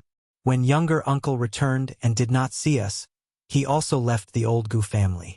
Until now, his whereabouts are still unknown. The carriage slowly moved forward. Rong was driving the carriage outside, and Tong Shuetao was sitting on the shaft. Only Gu Yundong's soft voice could be heard in the carriage. There's also Eldest Aunt's family. Eldest Aunt and Uncle have been separated from Mulan and Yuanji. Cousin Mulan is dead. Gu Dajiang's body trembled slightly. His eyes widened, and his breathing quickened. After a long time, he calmed down slightly, but his voice was slightly hoarse. Then, what about Yuanji? Yuanji was brought back to the Yongning prefecture by Ding Jincheng and sent to the Gu family. The last time I went to the Yongning prefecture to look for you, I saw that he wasn't doing well, so I made a plan to bring him out. He's at our house now, going to school with Yun Shu. It's just that I don't know where Eldest Aunt and the others are. Gu Dajiang clenched his fists tightly and lowered his head. He didn't speak for a long time. Father, I'm fine. Gu Dajiang waved his hand. I'm already mentally prepared. It's fine. How many people had died on the way to escape? He was very clear about it. However, Bien Mulan's death still made him feel heavy-hearted. He seemed to still remember the little girl who hugged his thigh and called him uncle. In the blink of an eye, she had grown up and gotten married. When she saw him, she still obediently called him uncle. She even said that when she gave birth, she would ask him to give the child a nice name and teach the child how to read in the future. However, the child was nowhere to be seen, and even she was gone. His little Cabbage has been taken by a pig? Gu Yundong did not say anything else and let him slowly digest this information. For the rest of the journey, Gu Dajiang was very silent. His depressed mood only gradually improved the next day. The dead had already passed away, and the living had to continue. Although he didn't know where Aunt Gu and Uncle Gu were and how they were doing, Gu Dajiang knew that they were definitely still alive. They would meet eventually. He tried his best to put aside those negative emotions. At the thought that he was about to see his wife and children, his mood finally improved. But when he saw that Gu Yundong looked like she had something to say, Gu Dajiang's eyebrows could not help but twitch. "What other bad news do you have for me? There shouldn't be any left, right?" He was only concerned about his eldest sister and younger brother now. His own family was all around him. Yundong had already told him what was going on. Gu Yundong thought for a moment. "Actually, it's not bad news." "Then tell me." "Well, actually, before I found father, I was engaged." "What?" Gu Dajiang suddenly jumped up and hit his head on the carriage roof. With a bang, Gu Dajiang grimaced and covered his head. He glared at Gu Yundong angrily. "Say that again. What did you do?" Gu Yundong quickly helped him up. She was afraid that if he moved too abruptly, his head would not be the only thing injured. However, when she met Gu Dajiang's widened eyes, she could only say softly again, "I'm engaged." Why did it sound like a question? Could it be that if he said no, she would immediately deny it? "Why are you engaged? How old are you? Do you know what kind of person the other party is? Don't you know that people can be sinister, especially since you're good-looking and rich? Who knows if the other party has ulterior motives? His family is also insensible. Your mother hasn't recovered from her illness, and your father hasn't been found, and yet they came to propose marriage. They're bullying you for being young and ignorant without an elder to take care of you. No, I don't agree to this marriage." The more Gu Dajiang spoke, the angrier he became. The angrier he became, the more he felt that the other party was not a good person. He felt like his heart was about to explode. His beautiful little Cabbage had been stolen by a pig just like that? Ridiculous. Ridiculous. Gu Yundong knew that he would have such a reaction. She laughed dryly and whispered, "Father, it's just an engagement. An engagement. So it can be cancelled." Gu Yundong was speechless. No, what she meant was that they planned to wait until mother's illness was cured and father was found before getting married. Gu Dajiang snorted coldly. "We have to discuss the matter of canceling the engagement slowly. We can't be hasty. Most importantly, we can't ruin your reputation. Let's think about it later. It's best if the other party makes a mistake." Gu Yundong's eyes widened. "I did not expect you to be such a father." No, she had never thought of canceling the engagement. "Father, Brother Xiao is a good person.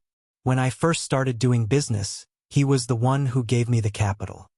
"All right, and you said that he's not bullying you because you're young and ignorant. He wanted you to owe him a favor and guilt you into marrying him. It's all an old trick. I stopped playing this one more than 10 years ago."